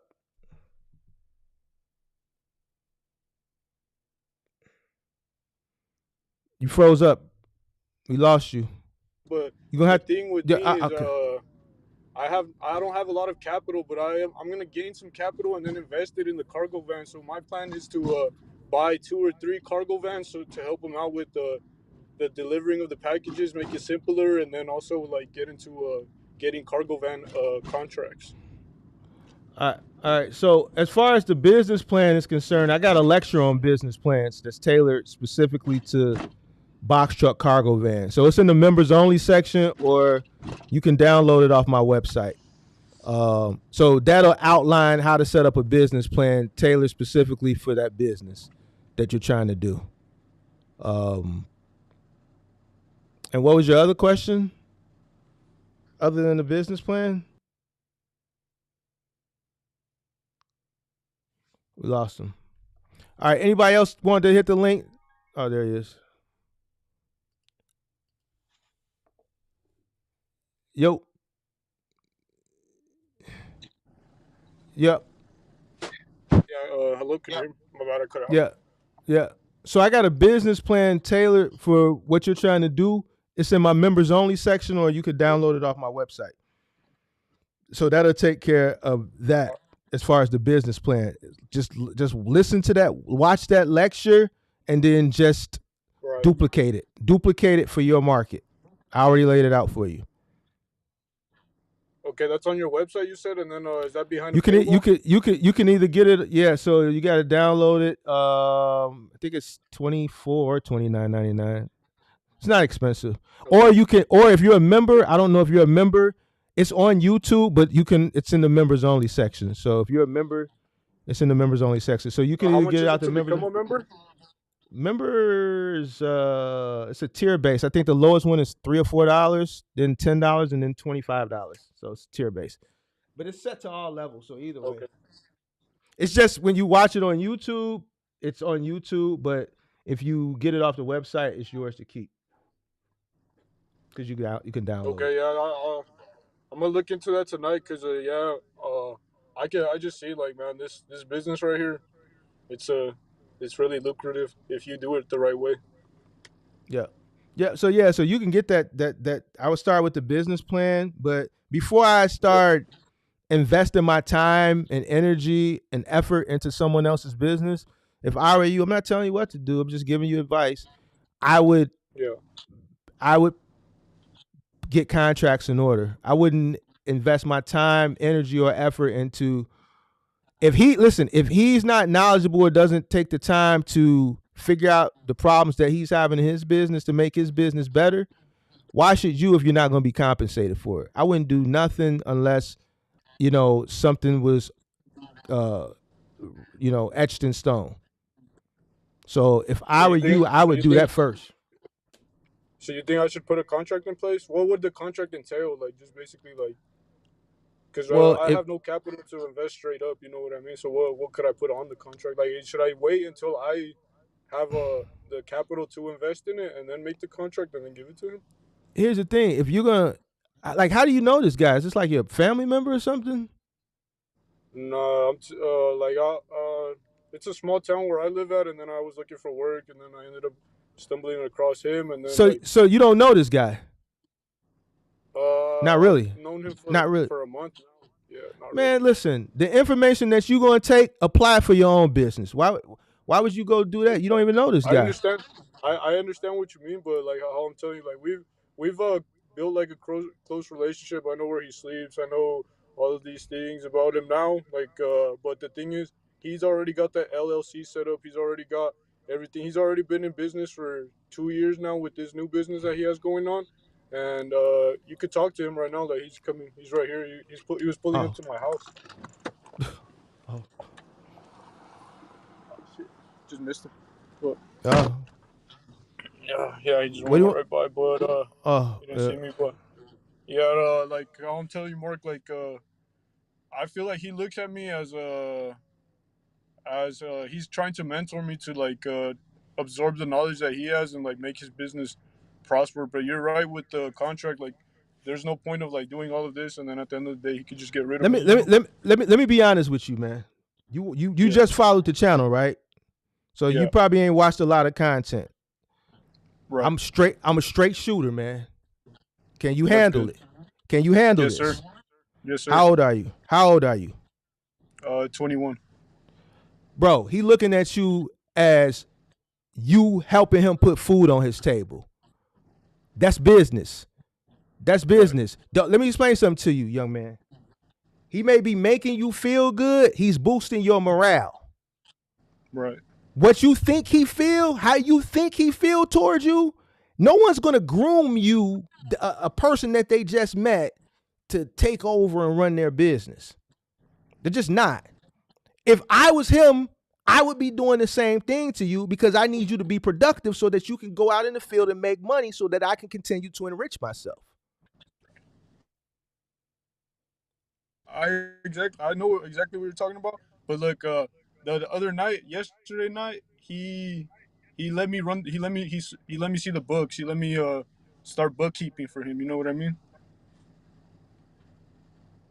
Are you So like trolling I've me seen the right now? book. You serious or you No sir, trolling me right now? no sir. I'm being serious. So he let you see the book. So I'm trying to figure out what. Okay, he let you see the book. So that means he's that. Hold on, so you want me to be on? I'm being honest with you. If he's letting you see his books and you've only been working for him for a year, then he has an issue. You don't have an issue. He has an issue. It's Right. people on YouTube. It's people on YouTube that want to see my books. I don't let them see shit. So the relationship. Listen, the you have an employee-employer relationship. Hello? Those lines should never be crossed. Those, those lines, huh? I can't hear you. What lines? Those lines should never be crossed. He's only known you for a month and he's letting you know how his business works. No business owner does that. No Yes business owner sir. lets an employee see their books. Your books are for you and your accountant or your CPA. Yeah, that's what I mean. He had a meeting with his accountant, and I was supposed to be there, but I unfortunately like got busy or not busy, but I just needed a rest because I also run in the box truck, so I do nighttime shifts as well, so I have to rest and stuff like that. But that's what I mean, Mark. Like I see, I obviously I'm just 21, but like I have the characteristics to like change a business and like add value to it. And I know that he sees that, but I know that he has issues running his business. And like how you're saying, like no business owner should know somebody for less than a year or like barely know them, and then start showing them the So books. so so basically, it seems like you must be a really good worker. and he must just be really hard up for workers that he's willing to do whatever to keep you. Even still, that's not something that I'm Yeah. going to do. You know what I'm saying? I'm not going to let an employee, I'm not going to cross those lines, because when you cross those lines as a business owner, you show your weakness, and then employees will stand Yeah. on top of your neck. So Yeah, here's what I'm telling you. So you asked me for advice. So if I were you, I know you want to help the guy. I just think the dynamic that y'all have, I just, I don't. It's just kind of weird. You know what I mean? I've never seen anything like this before, to be honest with you. Hello? Look, Mark, this is my boss right here. If you want to talk to him. Sure, put him on. Oh, what's up, man? You can't see me right now. He got you What, on the live. what's Let me going on, see. man? What's going Can you on, see me? Hey, man? how's it going? How's it going? All right, all right. How you doing? You the boss, huh? Good, good. Yeah. I got a couple of box trucks. He's so new to everything, and then I gave him a route, and so I just told him, look up some videos, man. Use up your time wisely. He's a young man, 22 years old, right? 22, 21, Mm. and I see a lot of potential in him. So I just told him, the doors are open here, and How old you are know, you? I'm 30 now. Let me ask you a question. Yeah. Why you show him your books? Why did I show my books? Because Yeah. he wants to get his own thing going, man. He wants to. I just pretty much show him like, this is what you got to do. This is what we're doing. I'm very comfortable with him, and Okay. I don't know if this is something that he really wants to get into in the long run. But I just, we're together now, and I'm just showing him the way, and hopefully we can. I mean, if he wants to go this route, then I'm just pretty much giving him the ins and outs of so far what I know. I wish somebody, taught me at such a young age as well. But yeah, man, that's really it. I mean, there's Cause nothing for me to hide, he's here to help you out. huh? Yeah. We were talking about getting a business plan for you. Yeah. So I'm all ears, man. What do you want to go to your house or what? Nah. I was because I gotta go coach right now. So Coach like Fox. y'all working together, or like, I'm trying to figure this out, because he called in to kind of help you get your stuff, going that way, but you telling me you trying to help him. So now I'm kind of just trying to We're figure helping each things other. out. We're helping each other. The main situation is he's already got the whole business set up and stuff like that, and I'm just So I got a warehouse, and then I got some box. I just started getting into the box trucks, but it all started with the cargo vans. Like, Mm-hmm. really, it all started with a simple little truck. I started making my own little runs, worked for somebody else. Then I got my own business. I got a couple of vans, started doing routes, and then as time passed, I started seeing the people that would come to my warehouse all came in from California with big old trucks, like, box trucks. To me, they were huge at the time. You close the door. Actually, Okay. All right. and So yeah, so I started back in April. Got the DOT, MC, all that stuff, and then he barely just started with me in it's been what, a month now, or November or December? December a month. Yeah, so I took him on the road with me the first time, and then he says that he's got experience with chains and stuff, and he did very good the first night, and I saw he was responsible for his age specifically, and so I decided to give him a shot, and then ever since, we're just trying to, like, I guess, use our time. Hold on, man. Let me park better. I'm literally in the middle of the street right now. 1 second. so I guess basically what he wants is to, can I speak freely, one, or is there anything you want me to Yeah, not man. Go disclose? ahead. Go ahead.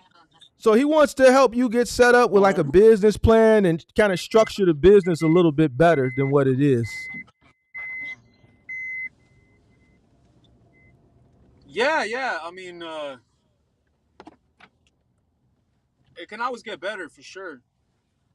Yeah. So you got some trucks, but they're just not running. But it seems like well, I'm just going off what he told me. It seems like um maybe what you're doing is kind of not.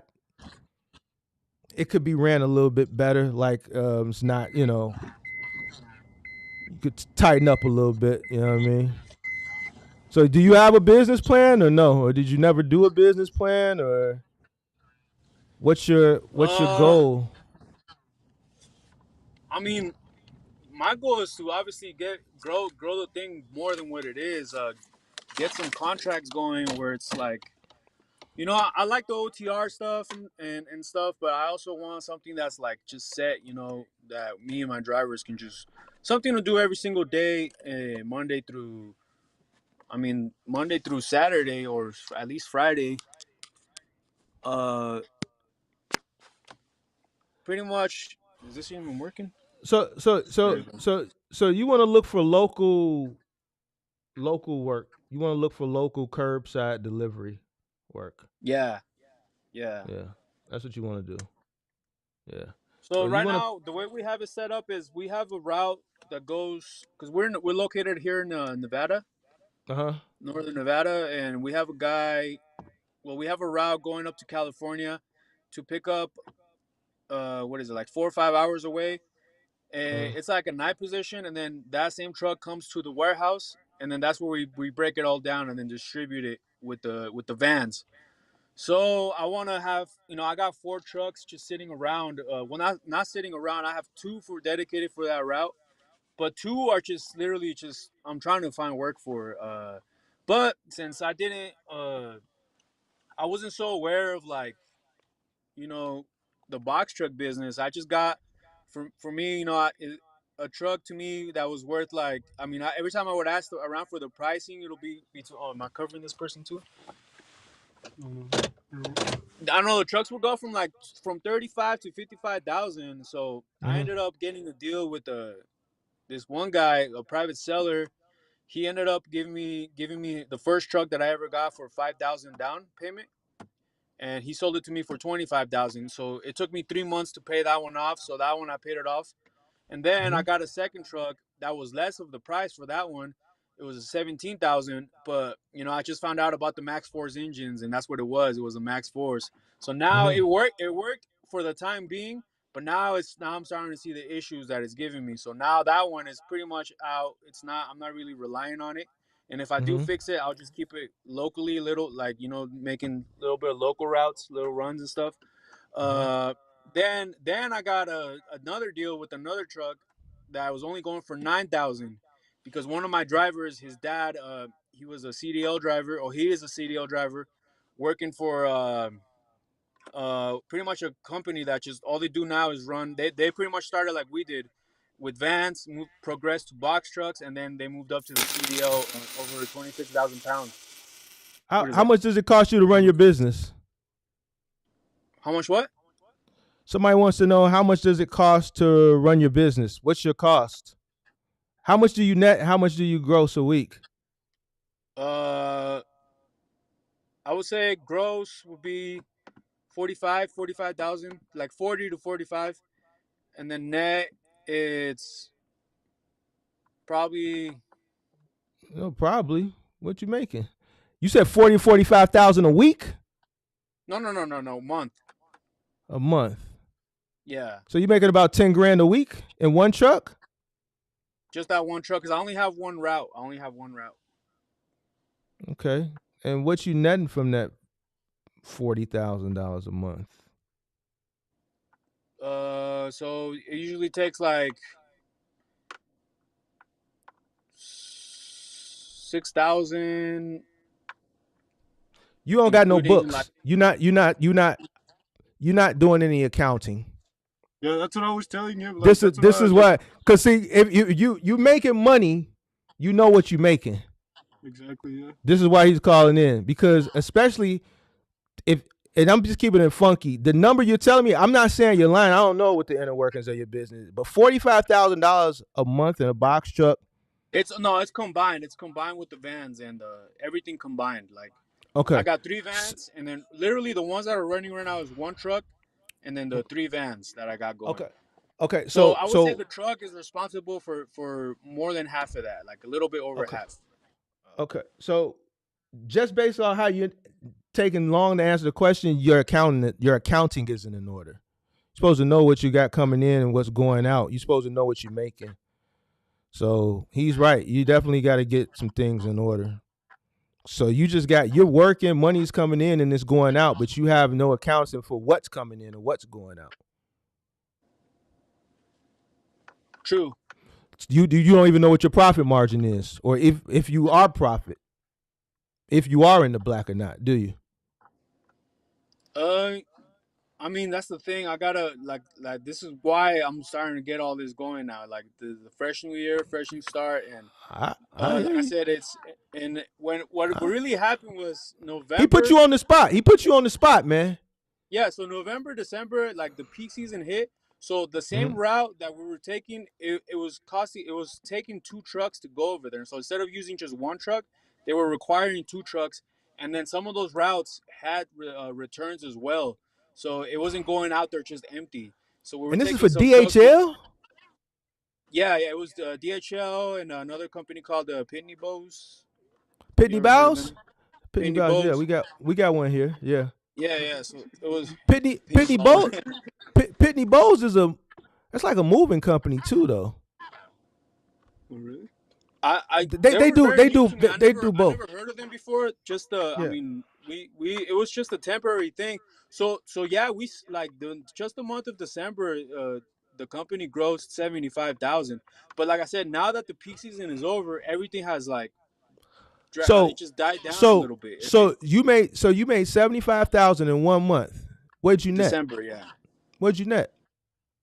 Well, that's where I bought my 4th truck. So it was for 10,000. So that's for sure. That I, was a I, net. I, And then I would say after paying all the drivers off, diesel, everything, it was from 15,000.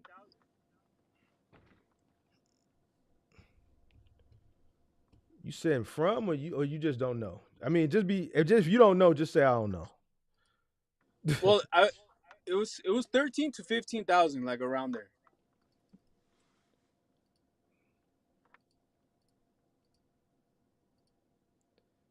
So you running back on like a Because around, 20%. like I said, around like So go ahead. I don't know if you count it as net because we got a Net it wasn't net we is got a what new what warehouse.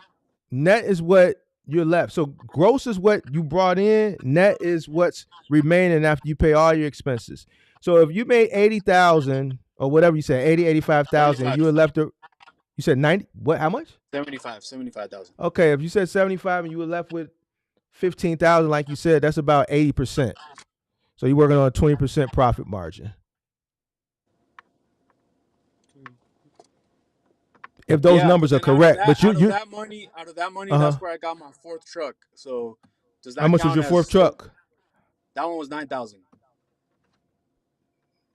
Was that a part of the 15,000 that was left, or was that after the 15,000 that was left, you spent another 9,000? Yeah. So out of my own personal whatever I was left with, that's where I got the 9,000 to pay in full for that truck. So I got it its own now. Okay, But I yeah, feel like I I'm. overextended myself since I was running with 3 trucks, right? Just Mm. going back and forth. I was like, you know what? I think it's just time that it was. I never really came across a truck that was that cheap, and it was running good. I test drove it, everything, so I got it, and I was like, well, yeah, I'm just gonna end up going for it. And Why you buy all so these trucks and you ain't got no workers? no, I do have workers. I thought you only running one truck. Like I said, the peak season fooled me, man. Like since it was my first year in business, the peak season, Mm. like I was running 2 or 3 trucks, and I thought it was just gonna be the new norm. Thought it was gonna And last after forever, things didn't start, you? no, no, no, it didn't. Yeah. Yeah. Well, yeah, as soon as January hit, it was like day and night, Now, yeah, wasn't it? now I'm like starting to like Yeah. now I'm taking the hits and of overextending myself and but then again, like I can flip one of those trucks for double the price. I feel like after seeing the prices and the cost of them, Not like no more. I mean, you probably can sell it, but you ain't gonna sell it as quick as you probably would have been able to sell it 2-3 years ago during the pandemic. You wouldn't have been able to buy them as cheap as you bought them 2-3 years ago. And then not You know only what I'm that, saying? but like it's not so easy too to just take off a truck from the insurance. And now I'm learning that the hard way. They either want you to have an out of service date or you have to sell it pretty much. You And you you you bought too many trucks too fast. But I guess that's why you told him to go look at YouTube and find somebody that knows the business to kind of help you guys out, huh? yeah, I saw one of your videos, and I sent him the link, and then I told him, look up these videos as you're driving out there and see what you learn and come up with. So far, I'm pretty happy with him. What he's done, got in So touch with you. yeah, so basically what from what he told me and from what you're telling me from his his take from just working with you for the month and me just talking to you as the business owner, I think you need to go back to square one. That's a lot of steps you missed. Definitely. I think you missed a lot of steps. And you need to start. You need to go back to square one and develop a plan. You need to develop a plan. Yes, sir. Because I don't even the money that you're saying you're making. I think you're operating in the red. Based on what you're telling me, you're operating in the red. I think. I could be wrong, but based on what you're telling me, it just doesn't sound like you're in the black right now. It might not be the red, but it might just be just like barely getting by. You know what I mean? Yeah. So and it's gonna be hard to tell because you're not doing any bookkeeping. So the first thing I would, if I were you, first thing you need to do, since you already up and active and you got a money stream already coming in, you need to hire a CPA, and that's going to be added to your fixed cost because they're going to charge you monthly. You need to find a CPA that's going to manage your books for you. The next thing you need to go do is you How do you need know if a to. CPA what they charge is a lot or a bit? Like Is it what what? would be a good? How you know? Depends How do you on. know It that they're a depends. good one? That's you. I would look. I would. Do you know anybody that owns businesses? Yeah, I know, guy. Any like business owners, not like a one truck guy or somebody who uses QuickBooks or something. Do you know like someone who owns like a liquor store or someone who owns Yes, sir. like a daycare or something like that? Yes, All sir. right, get a referral, see if they have an accountant, and then ask for a referral. A A CPA legitimate referral? business, either a CPA. So someone that owns like a brick and mortar, like a really established business. Yeah. All right. So then ask them for a referral. All right. Now what they're going to charge you, it all depends on how much work you got for them, how many employees, how much they're managing. Right. Um, that you need to do that ASAP. Simultaneously, while you're doing that, you need to download QuickBooks or some type of bookkeeping program and do your own input as well daily. You got to be on. You got yeah. Okay. Yeah, All right. because I So met up with the accountant 2 days ago, and yeah, there's so a you lot do of have an accountant. transactions that I gotta categorize. Well, why And you got to do like I that? said, Why you got to categorize them? You have an accountant? no, well, yeah, pretty much. I had one from last year, but I feel like she didn't really help me out that much. So I got this new one, and yeah, Let me she ask just you this: recommended that I get into QuickBooks and start categorizing how many all of business my bank accounts transactions. do you got? How many business bank accounts do you got? Just one, How many business credit cards do you got? just one. And who do you bank with? Bank of America. So when you look at your statement at the end of the month, everything is right there. Only thing you got to do is download your statement. Yeah, it somehow I thought I linked it, but I gotta categorize them myself. I don't know what happened there, but I they're think Bank of not America. like it Do you didn't have do the it app? didn't do it by itself. You have a Bank of America business account, right? Yeah, Do you have the app downloaded? the Bank of America app. Yeah, Yeah, they don't itemize it for you when you download the statement every month. Your statement. to QuickBooks. Have you ever downloaded your statement from Bank of America? Have you Yeah, ever yeah. pulled your Yes, I statements? have.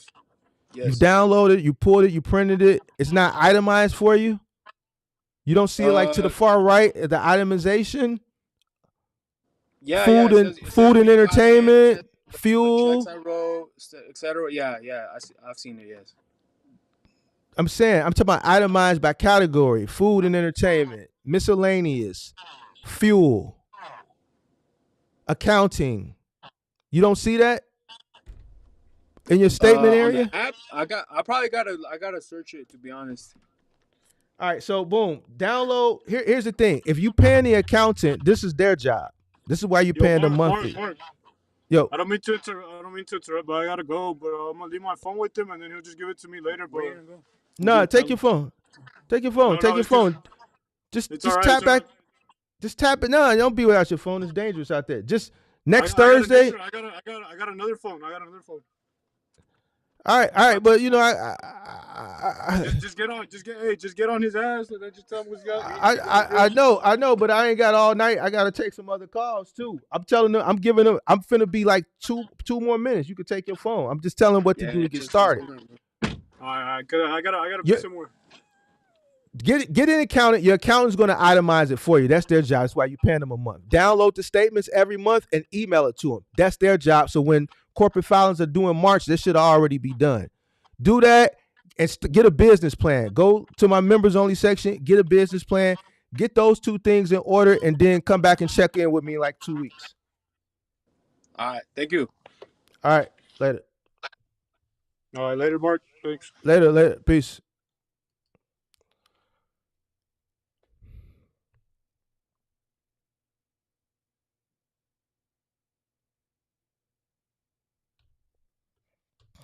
All right, man. Who's next, man? I know a few other people called in, man. Call back, man. I got another 30 minutes. We take probably two more calls. The link is pinned to the top of the chat. I forgot the names of the people that was calling in, man. I think it was Act the Finessa and where's the Jamaican guy who had the Jamaican hat on? He never got a chance to talk too. I forgot what his name was. Call back in. I saw you in the back room with somebody else in the back room sitting in the dark. Yeah, all y'all people that I had sitting in the back room, call back in. Please call back in. Link is pinned to the top of the chat. Link is pinned to the top of the chat. Link is pinned to the top of the chat.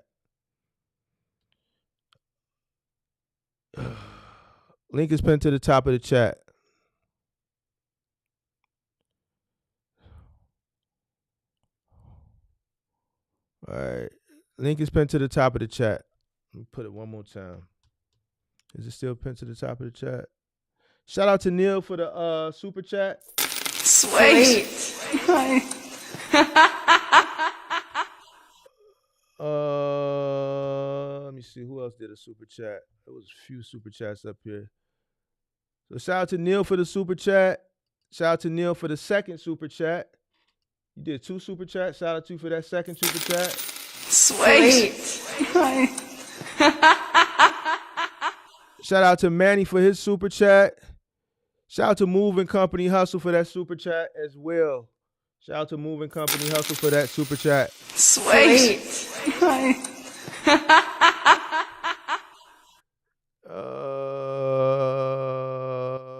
All right, come on, link pin to the top of the chat. I'll drop it one more again. Let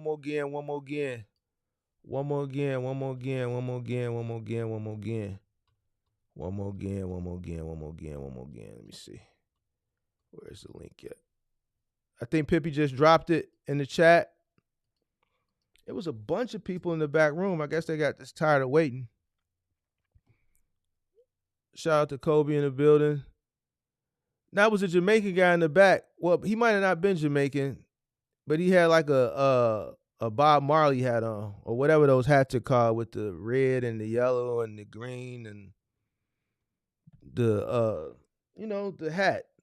The goes high and the dreads be in it and stuff. Let me see. Mark, why the lives have commercials? I don't know. You gotta ask YouTube. They let you toggle commercials. They let you toggle commercials on during the live streams now. So You can turn them off, but um,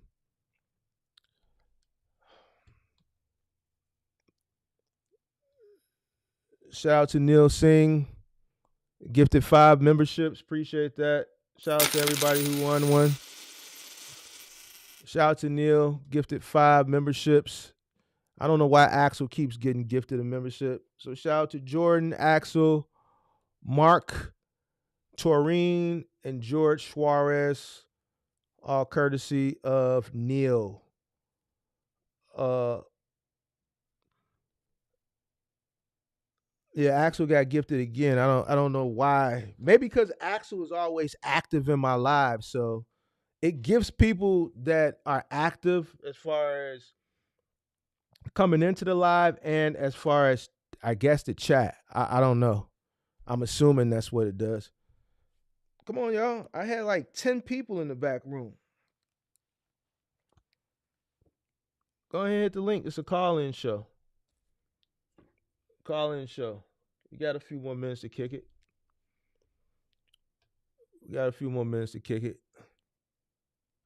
Damn, I didn't get one of those memberships. You know, I guess I let me see. I'm gonna give some real quick too. I'm gonna give some. Let me see. Let me see real quick. I can gift them right over here. Let's see who gets one real quick. View your channel. Let's pull it up. All right, let me gift one real quick. Let's see.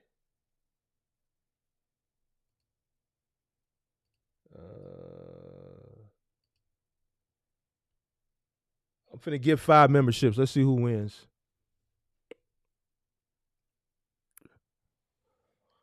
All right, Clarence Pugh, Wanda Smith, Dahlia R. I don't know none of these people. Marathon OG, Meme Lord. Congratulations. Mark, you already got gifted one. You won one courtesy of Neil. You're already a member. You just won one already. Neil gifted you one. You won one already, so you're good. Mark, you're good. You got one, Mark. You see that little star next to you?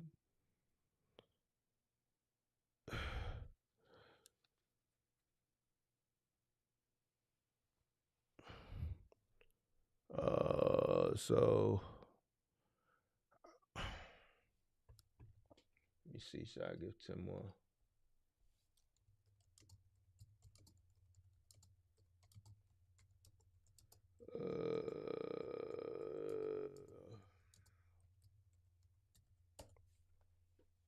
Close this out. All right, anybody else calling in?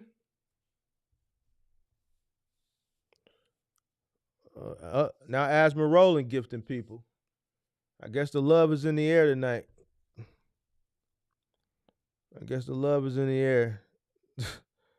So we got St. Louis. Let me see. Yours truly was gifted. Baby Driver was gifted. QB was gifted. Jason Netman was gifted. And Brian Watkins was gifted. So shout out to the 15 people who got gifted a membership. Now you get to see all the crypto sauce that you probably not going to apply. I need 5 millionaires next bull run. By 2025, I need 5 new millionaires. All right. With the information that I gave, I should see at least 5 people. I need 5 people to apply that information to become millionaires. I need 5 people to become millionaires by the end of the bull season. How do we claim? You already claimed it. You see the star next to your name? You good. You automatically get it. So now you get to see all the members' content. You get to see all the crypto sauce. You get all the stuff that the people who not members get a chance to see. All the videos that go in the members only section. You get to see the community post where I put all my financial plays, my financial thoughts, my financial moves. I don't really say too much. I just tell you what I'm doing, or I'll just put out like some type of cryptic message.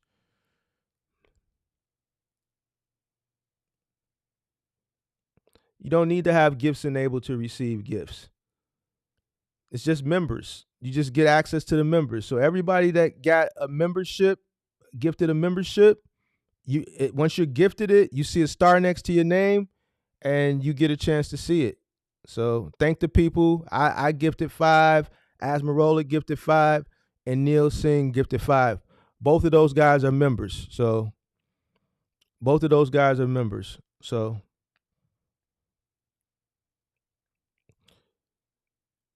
Asmarola gifted 5 more. Uh-oh. We got 5 more members. Big Zoe, 1. The Big Zoe is now a member. Toddler is now a member. Jamerson, Savant, It's King 330, and Ryan. Zupchuck says, how do I feel about Rumble competition for Twitch?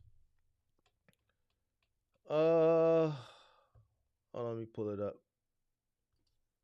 Competition for Twitch and YouTube for the long run, years down the line. Been doing weekly buys on them. I'm not sold on them. I'm gonna be honest with you. I just think YouTube is too far gone. I think YouTube is going to be a hard cookie to catch. To be honest, I think it's going to be hard for anybody to compete with YouTube.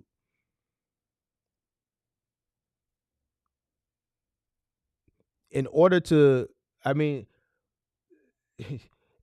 find Rumble for most people, they gotta go through a search engine to find it, and that's 9 times out of 10 going to be Google. And Google owns YouTube, so I just really, unless Rumble has an app, but I just feel like if Rumble gets any traction to be able to even somewhat compete with YouTube, I just feel like YouTube can suppress them. Google owns YouTube. Google's the biggest search engine.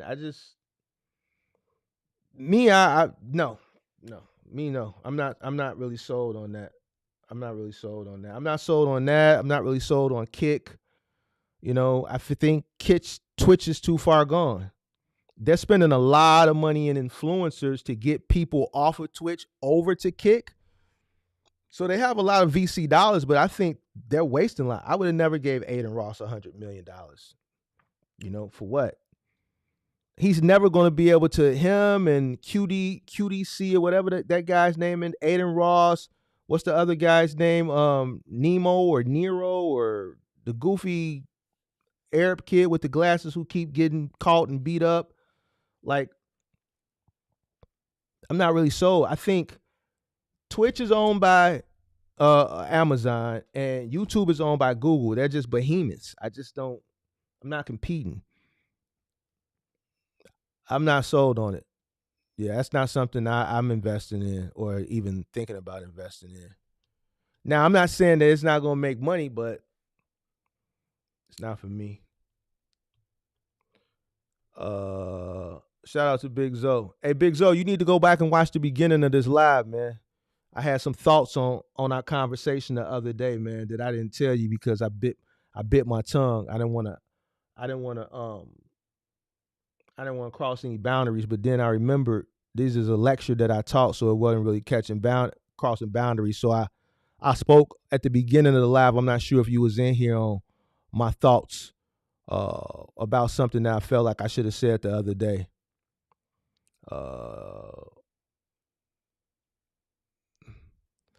So Manny the driver says if you click on the gift in the chat, it gives you the option to toggle allow gifts or not, and I had it disabled. Yeah, so you got to toggle it on, I guess.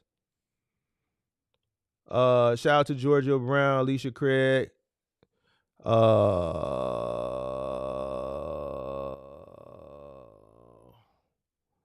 Yeah. How do I charge for packing? Man, you know what? I never was really big on packing, but I always charge packing for the material and by the hour.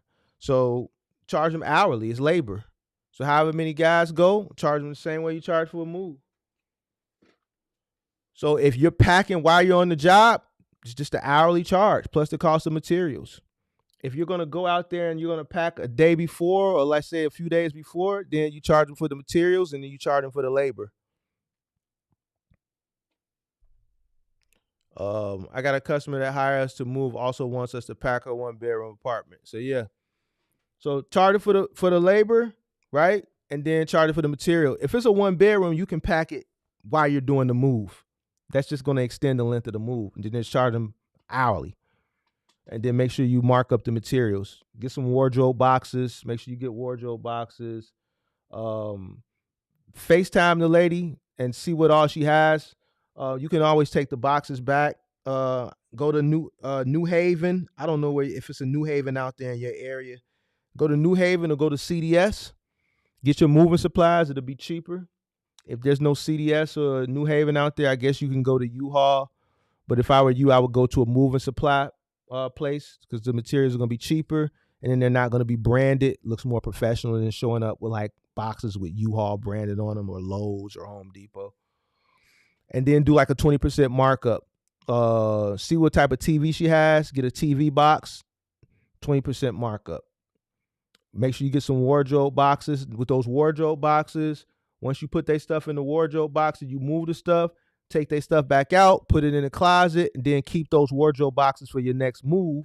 And then that way you can use those wardrobe boxes again and again. Then you can charge the customer for those.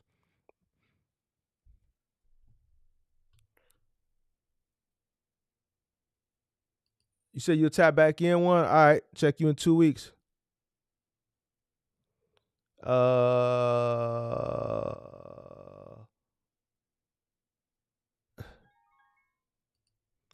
All right, we got us a caller. Caller. Hey, can you hear me, Mark? I hear you loud and clear. How you doing? Hey, good. I just found your channel about a week ago. I've been studying the box truck industry for a year now, and I think I got most of it figured out.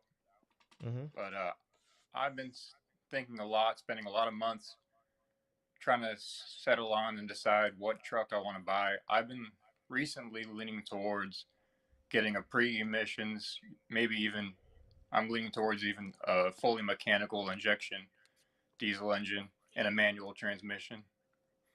What do you think about getting an older one like that from like 97, like a Whew. mechanical 12 valve Cummins or a DT40 What 466? what are you looking to do? Local, I could over the do, road? I'm leaning towards on the road because I know it's hard to find local, especially with the new authority. Ooh, man, that's an old truck, man. Are you mechanically inclined? Yeah, I've never rebuilt an engine, but I know very much about it. I've been learning about that for years. So you feel comfortable going over the road with that old of a truck? Yeah, especially because I was thinking because it doesn't have anything like an EGR valve, it's going to be much more reliable, especially Hmm. if it's low mileage or rebuilt. Let me ask you this: what state do you live in? Florida. I mean, the only problem I see that you may have is, if a lot of these states start adopting what California has adopted, then you could get the truck tomorrow, and then next year you won't be able to use it. You know what I'm saying? So that's the only thing. Um, Yeah. but I mean, if you feel comfortable, then if it's going to save you money, I mean, it's definitely your overhead is going to be really low. I mean, you'll probably be able to buy that truck for under 10 grand, probably under 7 grand. hmm Right now, I'm So, looking at one truck just popped up for sale. It's a 1997 Freightliner FL70 with the 12 valve, only 40 something thousand miles. Can you believe that? And a mm, manual transmission.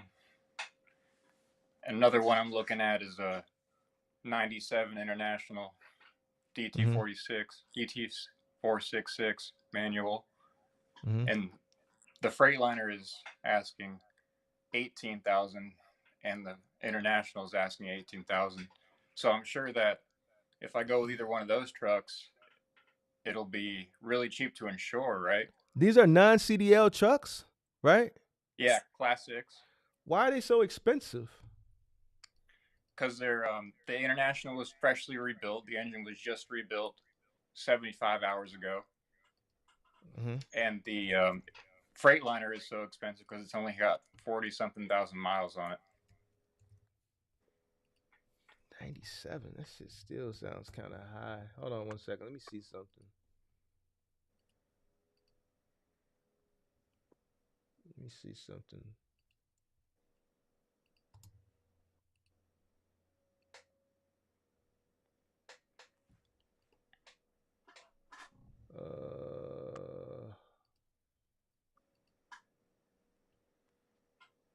Yeah, it's high, bro. I'm just doing compare and contrast. I'm looking at 2008s. Trucks are cheap right now. Trucks, like trucks now are cheap, like 2015 cheap. So if you're looking at a 97, I'm looking at 2012s. I'm looking at a 2013 International for 11,000. I'm looking at a 2007 for 8,000. I'm looking at a 05 for 10,000. I'm like trucks are cheap. Yeah. I know that. I thought the same thing, but I just think if I buy like a 200,000 mile 2011 Freightliner with a Cummins, I feel like I could be gambling with a. It might need to be rebuilt really soon. It might have a transmission that's going to go bad really soon. So this truck, the transition, you said the trans and so the whole powertrain was rebuilt. The whole powertrain has been replaced, rebuilt. So I'm looking at two trucks right now. The International from '97, Mm-hmm. fresh rebuilt engine. The transmission, he didn't say anything about that being rebuilt. And the Freightliner I'm looking at is only 40,000 something miles. Huh? If that's what you want to go with, then man, go ahead. It sounds like you. It sounds like you're already sold. So that's why I asked you if you felt comfortable going over the road. If you feel comfortable going over the road, and you don't mind spending 18 Yeah. grand for a 97, go for it. 18 grand is still, And it's cheap. It's cheap, but at the current rate of the current market of trucks now, it's a little bit more on the expensive side than some of the more late model trucks. yeah. What do you think about? I haven't learned a lot about load boards yet, but I've been looking for many months. I've been looking at Indeed contracts. Do you Mm-hmm. think I'll have a hard time getting paid well with an older truck? I know it's that way with No, contracts, but I don't know about load boards. Do they pay the same for an I, older truck? you know what? That's something that, based on my professional knowledge, no, it shouldn't be an issue because they don't, you know. So no, you shouldn't have a problem getting loads. It's not like Oh, local that's work good. dedicated where the truck has to be 15 years or newer, something like that, or 10 years or newer. So um, no, you shouldn't have an issue. You All shouldn't right. have an Well, issue. that helps me out a lot. Thanks. So Thanks you for your you just time. you just you just like the manual That's truck, huh? well. I know that newer. I've heard a lot of horror stories about how the newer automatics cost, Mm-hmm. more than an engine rebuild a lot of the time Mm-hmm. to rebuild the transmission. Yeah. Well, yeah. As long as you're comfortable with it, then. But I mean, one thing that you do know is that the margins are very low. So I mean, you start at 18 is higher than what the market is calling for right now, but it's still low. So you come in at 18,000 for a truck, then you should be able to, as long as you know what you're doing, you're running your business effectively, you know your cost per mile, You should make money. 18,000 for a truck is fair. I'm just concerned with how old it Yeah. is at that price. That's why when you said 97, I'm thinking 7,000, 8,000 in my head. You said 18,000. So I understand why. Yeah. But still, man, I would still try to negotiate if I were you. Yeah, I think I can squeeze some money, some negotiate a little bit. Yeah, when are you looking to start? I'm buying a truck right now. I could buy a truck in a week from now. So you're looking to start soon. Yeah. I don't have my LLC yet, but I'm sure that won't take me very long to figure that out. I've been Yeah, learning that's about that for a year. you said you're in Florida, right? Yeah, LLC, you can get it expedited. Florida allows you to expedite it. You can get that in a day. It may cost you an extra $100, but it's your authority is what's going to take a little bit longer. It's going to take a couple weeks for your authority to go active, but the LLC or Oh the yeah, that's a. corporation I'm glad you that raised doesn't that. take long. I'm glad you said that because that's a. I can ask another question now that you reminded me. I was thinking about just keeping a job that I have right now Mm-hmm. and buying the truck, getting the LLC, getting my DOT and MC numbers, and then do you think that I could just accumulate some authority hate for a couple of months You want to just age the without authority? trucking? Yeah, you could just age the authority if you're still working and just letting the Yeah. truck sit. Yeah, you could just age it for like 3 months. What do I need So to you do get that? Do I need insurance? Do I need yeah, you gotta liability, get cargo? insurance. Yeah, so you gotta get the general liability, commercial auto, commercial cargo, right? Get a broker, find a commercial broker down there in Florida, and they'll set you up. They'll shop you on the market. Your BOC3, UCR. Make sure you structure your business. Make sure you look into LLC versus corporation. I don't know what your plans are for the future, but just don't choose an LLC just because everyone says LLC. Make sure that's what you want to do. So understand the difference between both of them. Yeah, get with a broker. Let them shop you. Don't get the insurance by yourself because insurance down in Florida that I learned is very expensive. I still don't know why. Maybe it's because it's the hurricanes or something. I Oh, don't know, but commercial insurance down there is very very expensive. So I'm just letting you know that up front.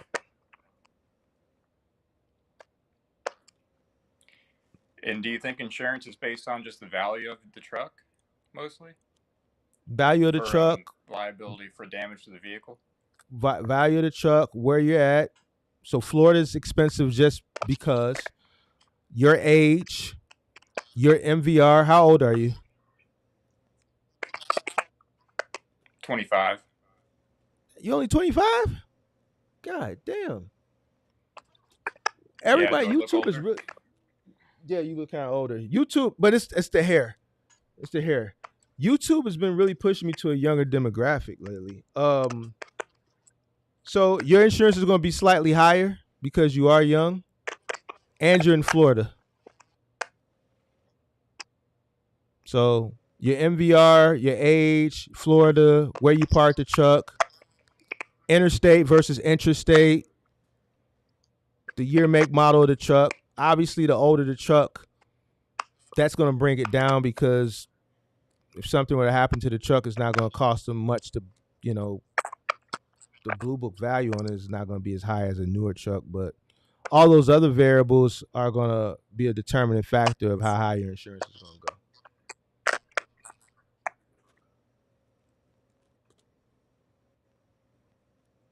go. All right.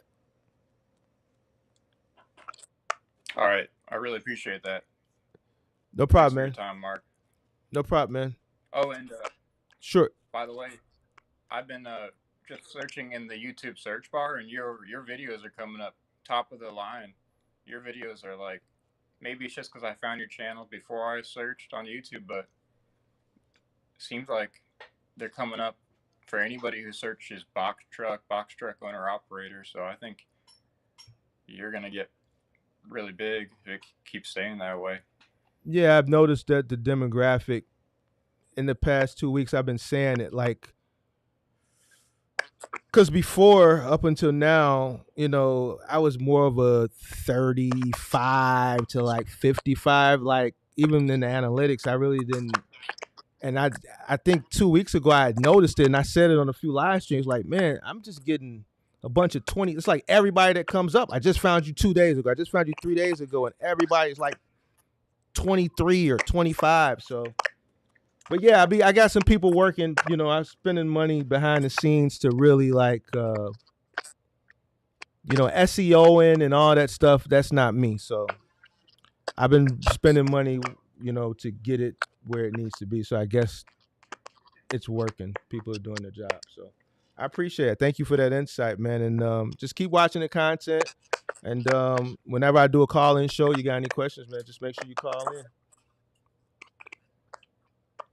Thanks. I probably will call in again. Have a No good night, problem, Mark. man. Good luck. Bye. Okie dokie, guys. Let me see.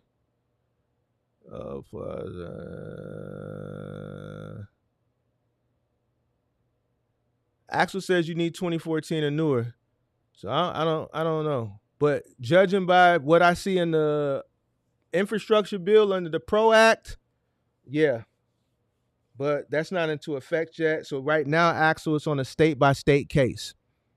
So wherever he registers the truck at, that is going to be the determining factor on if he has to follow that guideline. So right now, it's on a state by state case until it goes into federal law. It's not in federal law yet. So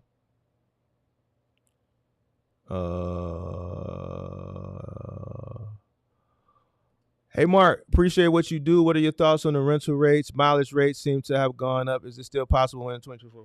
I'm going to answer that question. I already got a screen pulled up when I was answering his question.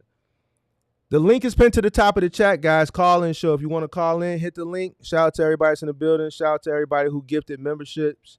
Shout out to everybody that left super chat. Shout out to everybody that hit the like button. So here's the thing. Rentals, right? Here's how I feel about rentals right now. All right, so this is what box trucks cost. Now, these are on the cheaper side, but some people are mechanically inclined. Some people will be willing to spend this type of money and not worry about if something goes wrong because they're saving an abundance of money on the back end versus what they would have bought these trucks for 2 or 3 years ago. So if I were looking to get into the space, I would consider looking for it to buy a box truck first. Now I'm looking at Penske. Lately there's been some, a couple content creators that have had some. Well, not a couple content creators. One, Midwest, he's on Penske's head top. I'm saying it because Penske ain't gonna sponsor me. I already had a conversation with Penske. They don't do it, so I can put the business out there. He has an issue with Penske, with his truck that obviously he showed on his channel. I actually did a testimonial with someone that had an issue with a Penske truck. Now, obviously, every Penske truck is not the same. So it's like the luck of the draw, like buying any other used vehicle. You know what I'm saying? So, but here's some Penske trucks. 8,000, 10,000. These are level 3s, obviously. 2013. Level 3, 11,000, 11,000. Level 3s, 11,005, 12,000. They go a nice moving truck for somebody. 15.5, level 3, 2019. That's a reefer. 18, 2012, $20. 2015, 21, 23, 23. So yeah, it's a lot of trucks available right now. It's going down to the level 2s. Shout out to Natasha. If you looking, don't go buy this blue box truck, Natasha. All white. All white. 25. So it's some affordable trucks out here. You know what I'm saying? So I mean, even if you were mechanically inclined and let's say you had to drop a new engine or rebuild a transmission, you know, how much is that going to cost at buying this at 10,000 versus maybe buying something down here? Now, I'm not telling nobody what to do, but I'm saying before you get into the business, weigh your option. Trucks are very cheap now. So even if we scroll down to the more expensive trucks, and now more expensive is 40,000, whereas more expensive 2 years ago was 80,000. It's a 2017 Hino. 2 years ago, this truck would have been $85,000. Now they only want $40 for it. 178,000 miles.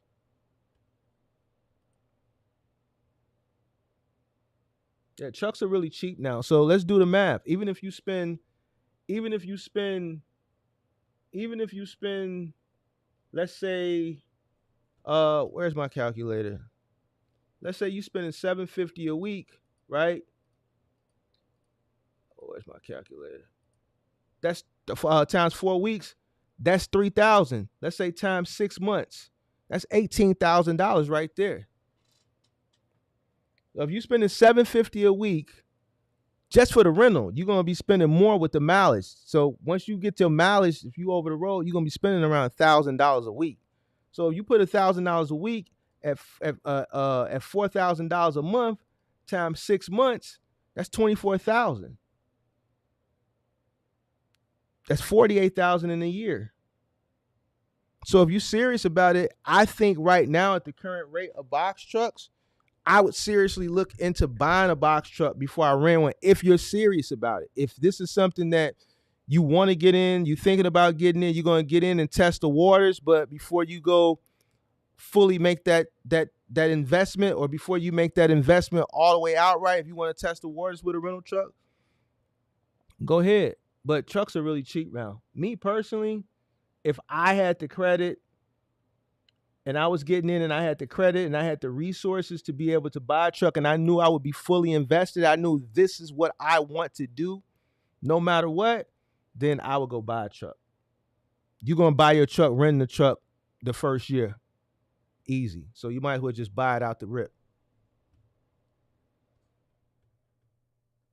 So, you know, $750, I don't care if you're paying as low as $750 with miles included a week. You still bought a truck in 6 months. In 12 months, you definitely bought one. So the trucks are low. When trucks was 80 and 190 and 70,000, if trucks were those rates right now and you coming in, then yeah, it probably make more sense to rent it, get it out the mud a little bit, save up some capital. But shit, we looking at trucks for nothing. We're looking at trucks for nothing. They go a cargo van right here for 11,000. A 2014 Freightliner cargo van, 200,000 miles. They got a cargo van, and I click on it, and the box truck pops up. I guess that was a mistake. Yeah, they took it off. It ain't even up there no more. Yeah, that was a mistake. They took it down. Yep, so, yep. All right, anybody else calling in?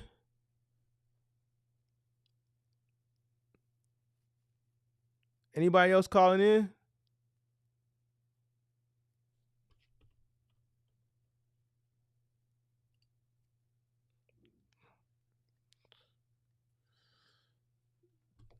Tia Lee, I'm going to show you what to do right here. That's why I clicked on it. So we're going to read it out for anybody else. Level 3 vehicles have not been inspected and may need repairs more significant than level 1s and level 2s. Level 1s are like going to the dealership and getting a pre-owned certified vehicle versus a vehicle that's not pre-owned certified. So level 2, I'm going to read their description. Level 2 meets DOT standards and have passed our pre-sale inspection.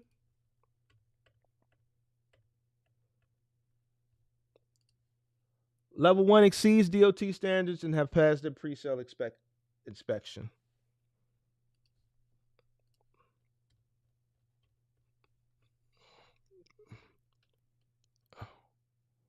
All right, we got anybody else coming up?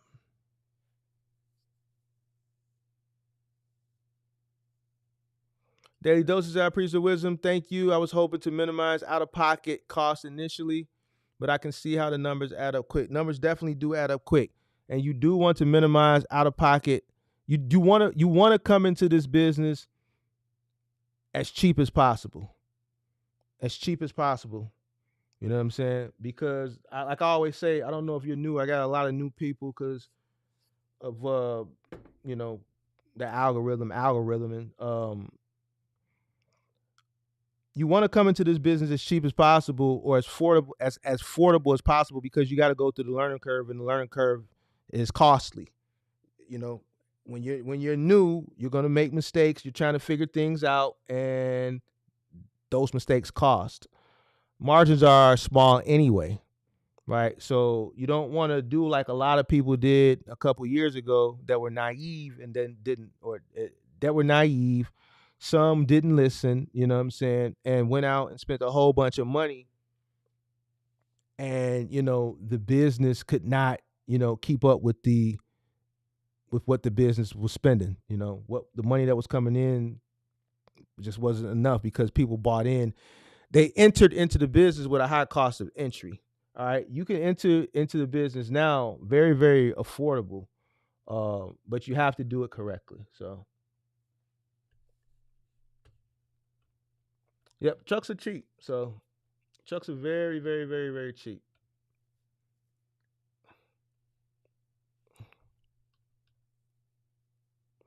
Game time. You're right. Any local non-company for day cab trade drive? I'm assuming it's mainly flatbed. Any local non-company work for day cab? Yeah, I don't do semi truck. All right. I bought a level 1 ticket home and it was acting up. Penske inspected it and claimed it totaled from the amount of work it needed, $45,000. What happened with the truck? Did they take it back? Are there any new box truck owner testimonies? I had like 2 people reach out to me. I'm gonna put one more.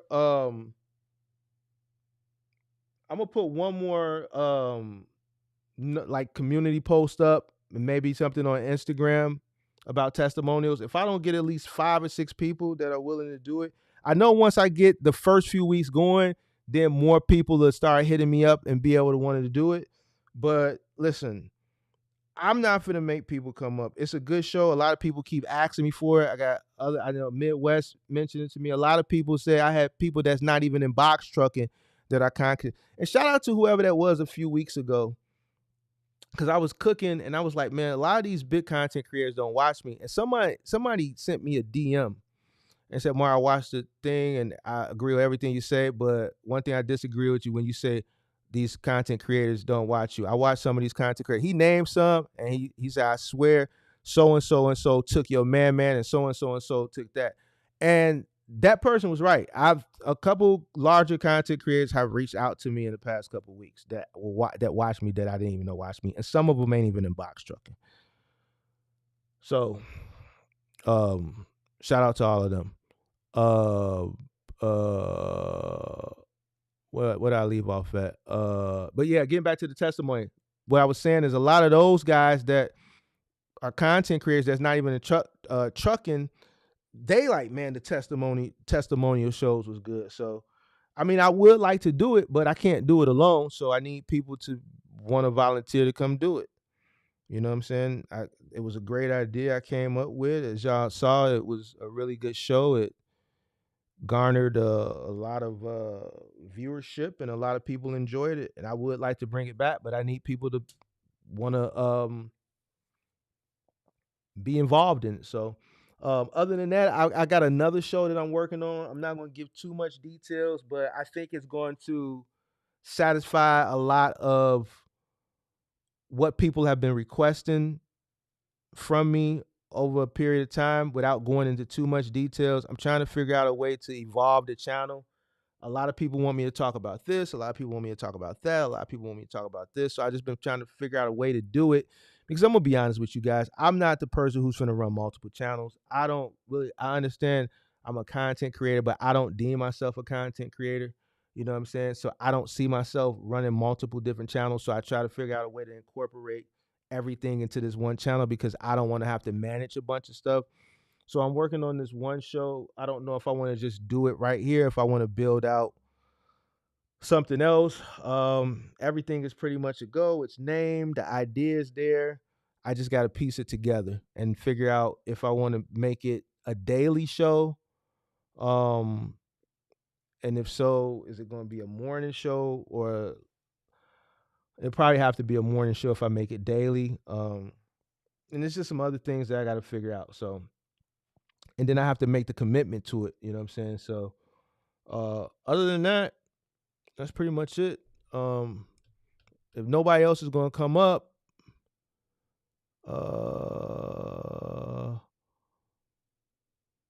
shout out to you, Ken. If no one else is going to come up, I am going to. Is cargo van testimony an option? Yeah, just a testimony. As long as you're in a box truck, a semi truck, a cargo van, it don't matter. It don't matter. I would prefer. I mean, if you're in a semi truck, you can come up. You know, I ain't gonna probably hold you accountable for nothing if you mess up because I don't. You know, I don't. Never did semi truck before. We'll just listen to your testimony, and I ask questions. You know, in your journey, but yeah, we do cargo van too. So you know, if anybody want to do a testimony, just shoot me a DM. We can get it started as early as next week. If I get five, 6 people, then I'll go week to week to week. You know.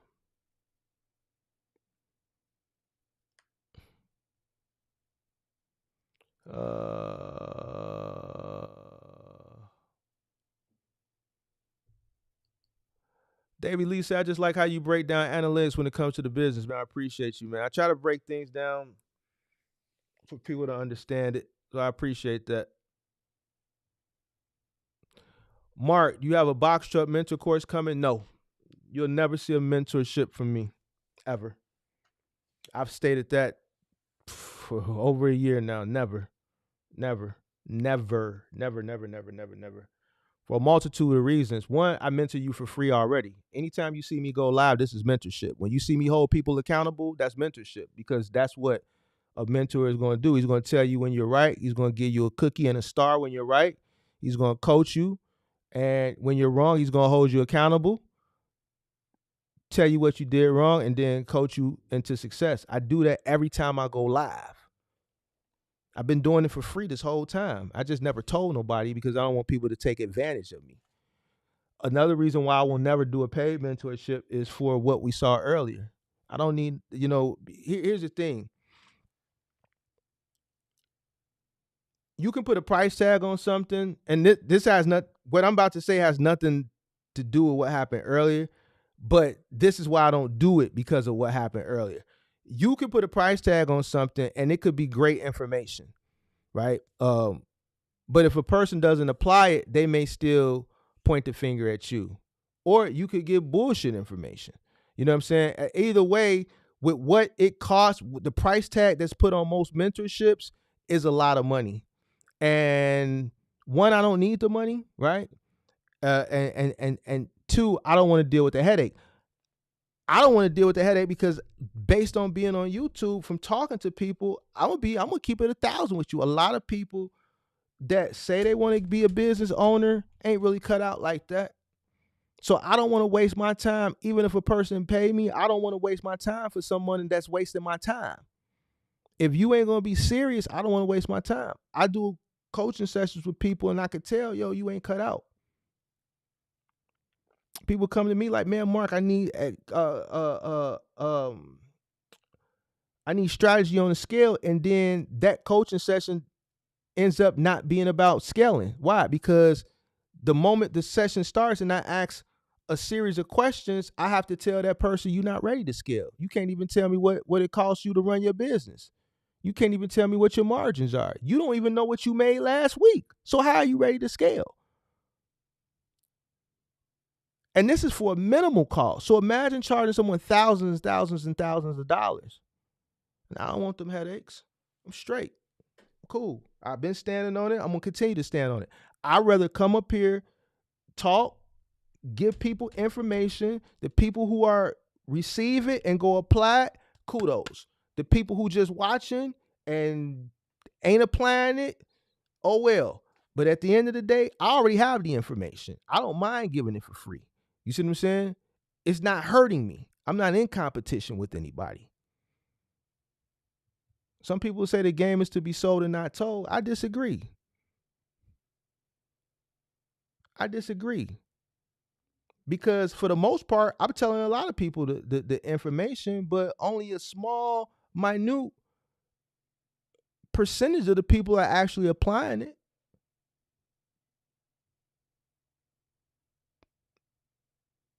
So don't make me no never mind. I'd rather just give it for free and not deal with no headache. So you getting mentored.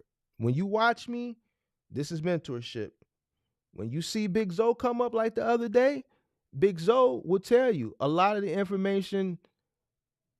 The way he runs, everything he does was from watching me. He never did a coaching session. He just watched me and he did everything my live streams and my videos told him to do, and he won. That's it. All you gotta do is just watch me. I've already given you the blueprint. But when you mess up, like you saw the other day, then he comes back, I have to hold him accountable.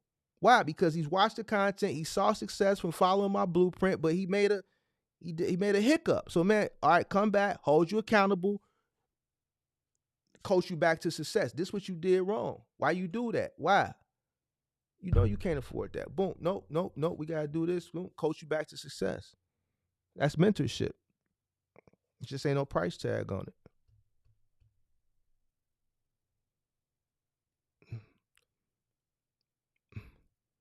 You know, so I to be honest with you, somebody asked me the other day, why you get so much information for free? Man, I actually enjoy doing it. You know, I actually enjoy helping people out. I like when people say, man, Mark, you know, you helped me or you turned my business. I was failing before I found your channel. So that makes me feel good. I could just be sitting on all this information. I done came, I done saw, I done conquered, I done moved on. So if I wasn't doing this, I would just be sitting on all this knowledge. So I'd rather give it to people so they can go out and apply and duplicate my success. And the people who are a little bit advanced, that's a part of like the MGM gang, or like I got a small circle of people who reach out to me more frequent than other people. Those people are well off into their box truck, successful, and they hit me up for other like financial. We like damn near got like an investment club behind the scenes going on. We doing boom, we moving here. All right, boy, I'm finna put 10 grand over there. Boom, what? Now I'm finna take this out, man. Now I'm out of Mark. What you think about Tesla, man? I've been out of Tesla. I put everything in Rivian. Tesla is over with. It's a wrap, man. The Chinese finna come take up some of that market share. Everybody bought their Teslas. The hooplas over. I'm giving y'all that little sauce right here for the free, based on the conversations I had with some of the guys that's, you know, in my MGM game that's cuffed, because they always tap in with the boy, Mark, how you doing? Good morning. Man, what's going on? Like every single day. These guys is way far ahead in their box shot. They trying to get to that other bag. I'm telling you, I'm trying to see 5 millionaires by next year. I'm gonna tell you the fly shit you do when you become a millionaire. If you become a millionaire off some of my advice, not box trucking, because that's probably going to be highly unlikely in a year. But let's say you invest into some of my plays, some of the people that's on the back end that's done that gave the plays, and y'all make some money in this next bull run. If you follow my plays, you should do at least an M. The fly shit you do when somebody coach you and you make your first M, the way you repay them, this the fly shit. This is what rich people do. You give them a Rolex. You give somebody a Rolex, that's the fly shit you do. All right, I want to see 5 millionaires, so I need 5 people to say, Mark, which Rolex you ain't got? And I'm going to tell you which one I ain't got. Man, Mark, because of you, I made my first meal. I owe you a Rolex. That's that fly shit. I don't want no cash or nothing. Whenever somebody glow you up to become your first millionaire, you get your first million, the way you repay them, fly shit, boss shit, give a Rolex. That's fly shit. I want to see 5 Rolexes. I want to see 5 Rolexes by mid 2025.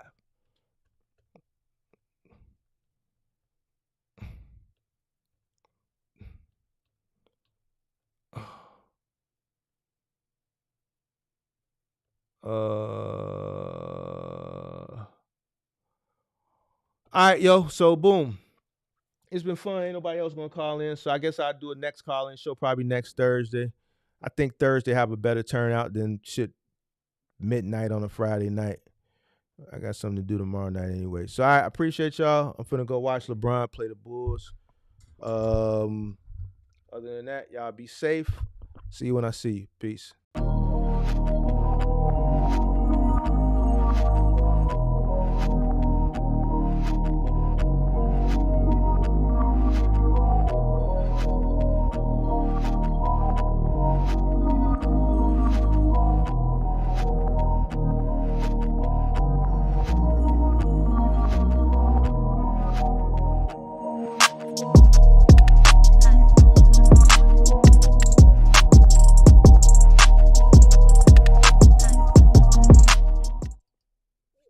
Let me answer this. Salesman, I told you it was a Ralph Lauren armoire that I know of.